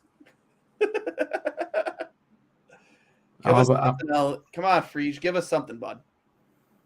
Give us something. I'm gonna tweet at It's been over an hour since he tweeted out here in Timo Meyer to New Jersey. I'm tweeting at Kevin Weeks. We need you to save us from this purgatory with a gif of Stefan going, Kevin. New York's hottest club is right. Kevin. I miss Stefan. I miss Bill Hader on SNL. I think that was like the beginning of the end. Bill Hader and now Bill Hader. God, what's his face gone? Incredible. What's his name? What guy? Dated Kim Kardashian for like 6 months. Oh, Pete Davidson? Pete Davidson, yeah. Now he's gone. God. Yeah, two very different eras. That's why I wasn't sure what you were thinking of. I'm like, what random person would you want to tweet the Timo Meyer return? Just non-hockey related. Just a random person. And he's right. And people have to question, well, I mean, this guy's got 1.5 million friggin' followers, but he has nothing to do with hockey. Is he right? Like, who would you want to tweet that out? I want Jim Carrey to do one of those weird abstract paintings that he does with just like the return on each side. One's just a devil and the other side's a shark. That would be pretty funny. Who might be my random? Oh, no. You want to know who it should be? I don't know. Jack Black is going to sing a song about it. The San Jose Sharks. Give me Arnold Schwarzenegger in that heavy Austrian accent. I mean, I'm not doing that. The Timo Meyer return is Alexander Holtz. Get to the chopper. Get to the chopper. Absolutely. Get to the chopper. Alexander Holtz, you're going to San Jose. I mean, I was about to say Gilbert Gottfried, but he's no longer with us. That would be incredible. The New Jersey Devils. Eddie Vedder in that. Eddie Vedder in his heaviest grunge voice ever, so we literally don't understand what he's saying. All right, you know what? Steve Buscemi breaking this trade. That'd be great. No notes. I would love it. Just random, just anyone random that might break this trade. I don't know why they're asking me, but apparently I'm required to read this statement.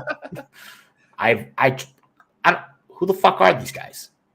But right, the San Jose Sharks. What even is this? Is this what? It's like lacrosse. I don't even know what this is. Fucking ugh. I don't know. Looking back at the amazing life of Donald Brashear and why the Canucks should honor him. Just random. I'm just reading random stuff. I didn't know Donald Brashear died. I also did not know that. Did Donald Brashear pass away? Man, you learn stuff while you wait for a trade return. It's a shame that the one thing he's remembered most for is that Tyler Bertuzzi incident. Or not, I'm sorry, Marty McSorley, sorry. Oh, yeah. Oh, my God. Did he pass away? I don't think he has. Then why? That's such an ominous tweet.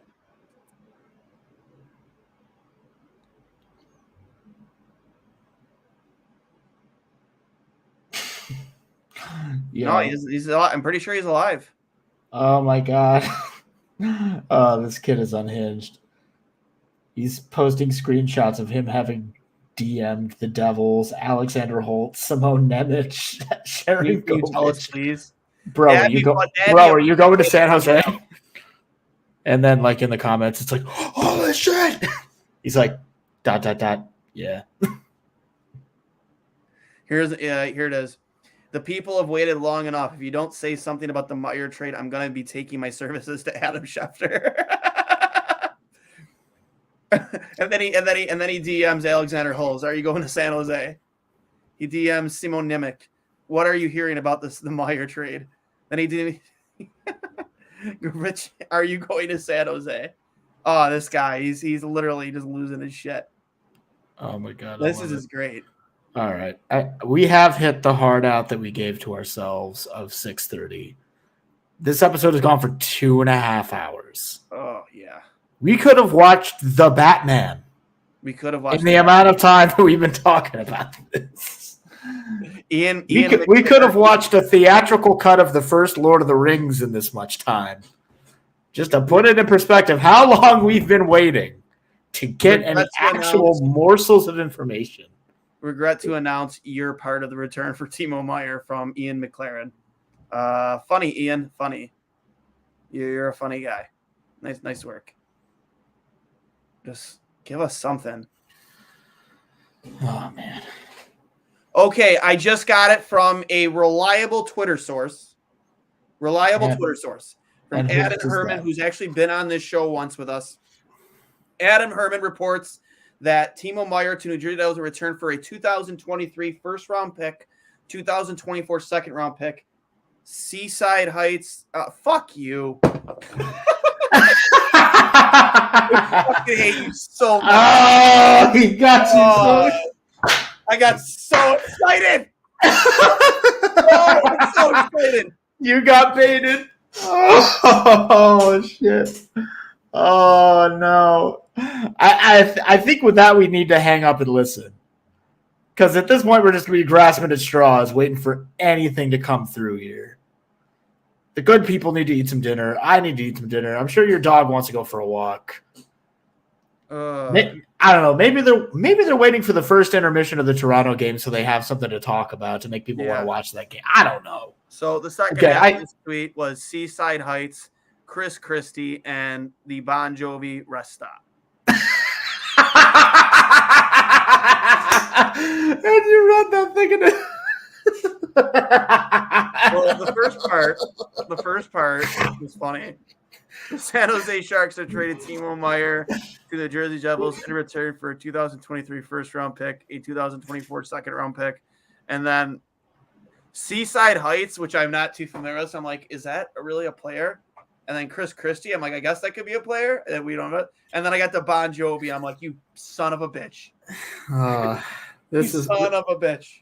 This is why you can't just read everything out loud on the internet. Whatever. It's funny though because it's more entertaining than anything we've talked about the last 45 minutes. Good Lord. It's been a minute since we've received anything on Timo Meier. Indeed. Perhaps these can be some parting thoughts.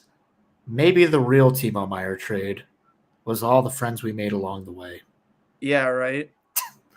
But yeah, no, I mean, we're at our hard out of 6:30. We're pushing 3 hours on this episode. Yeah. Something's happening behind the scenes that's clogging up the works here because they literally like teased this out an hour and a half ago.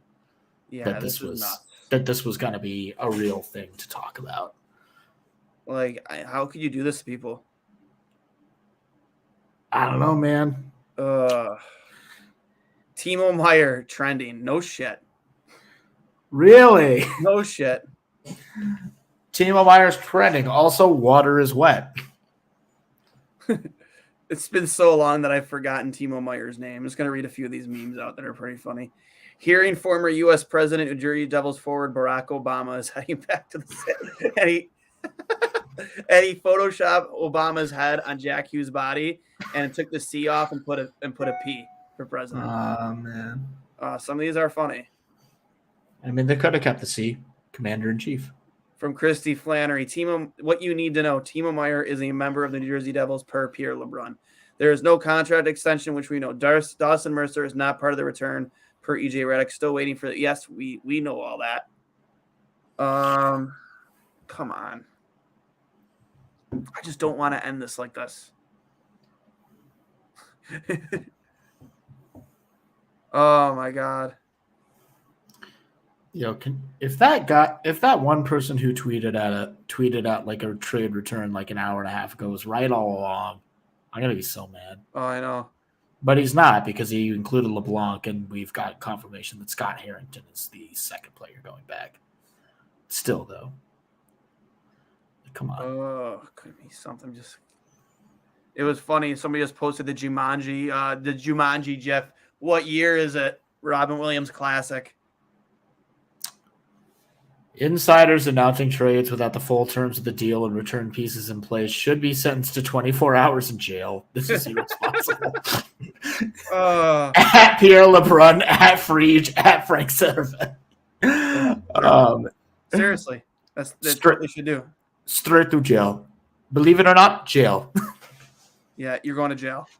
Overcooked fish, jail. Undercooked chicken. Do not pass go. Jail. Do not. Was it? Do not pass go. Do not collect $200. Go straight to jail. My goodness. Oh my God. For Timo. All right, man. I'm gonna give it till 6:40 and then I'm out. Yeah, if anything happens in the next 2 minutes, then we're out of here. Boop boop boop.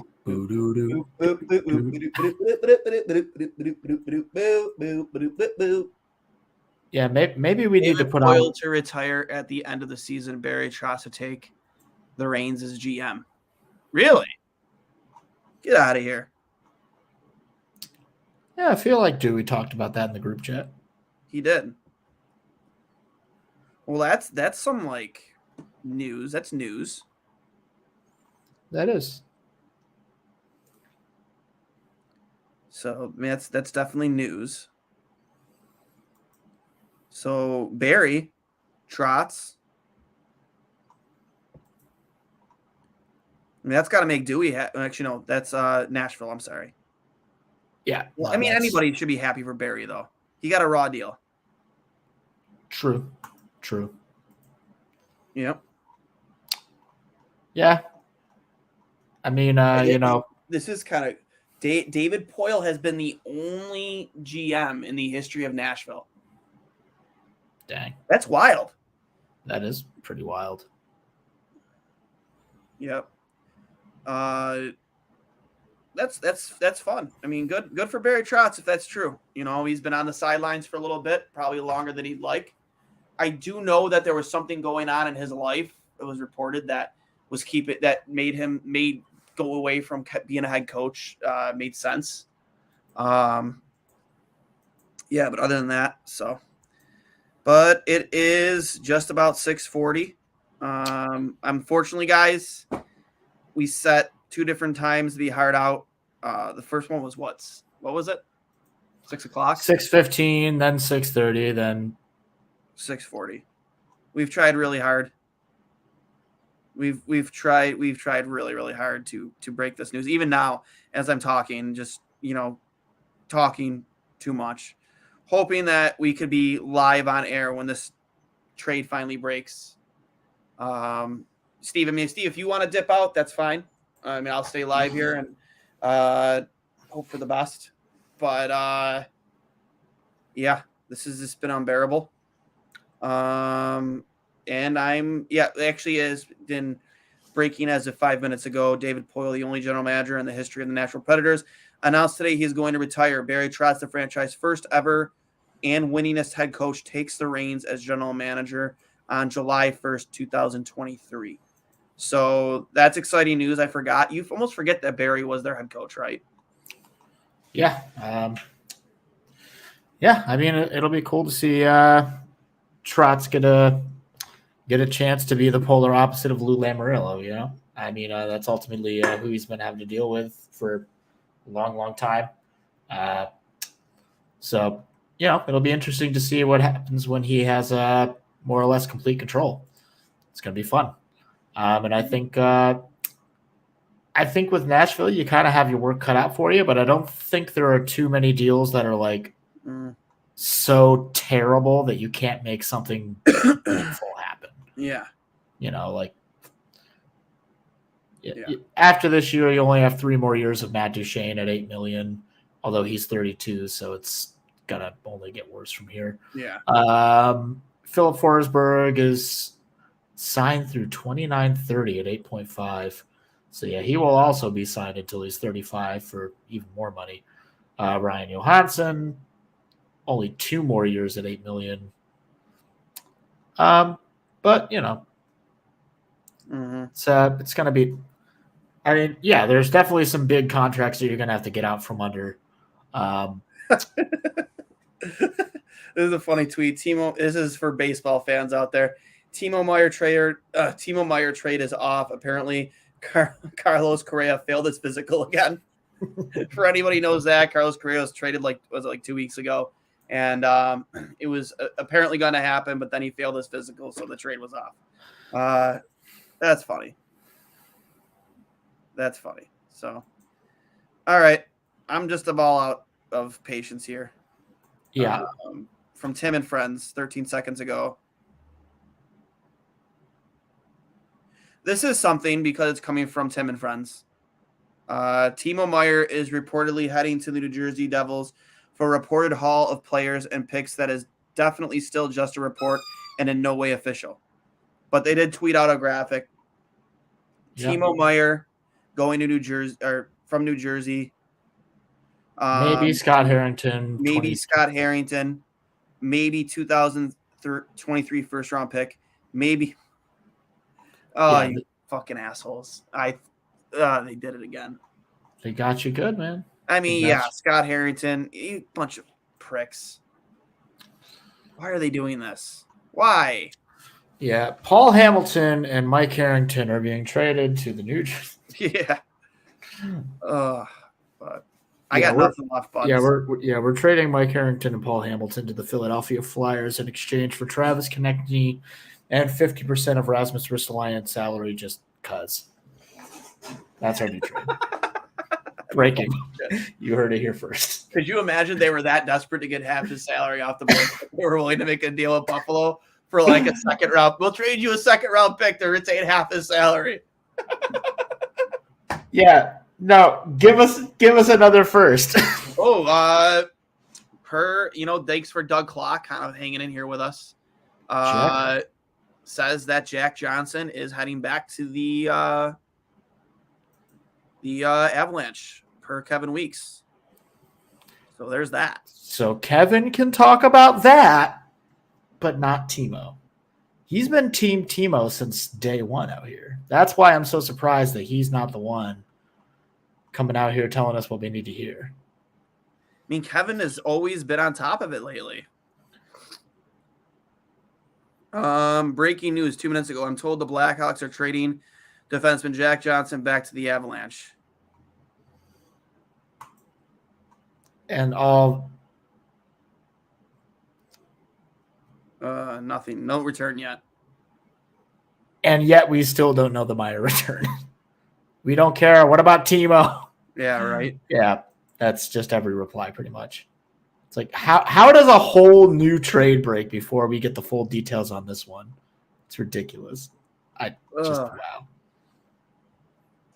Jesus. Oh yeah, and again, nobody cares. Everybody's asking about Timo Meyer in the comments. Nobody cares. Nobody cares. But yeah, I'm officially done with this. So we've been on for officially 2 hours and 51 minutes. Guys, appreciate you hanging in with us. It's been fun. I can't sit in this chair any longer. So with that being said, barring any update here in the next 30 seconds, I'll hang up and listen.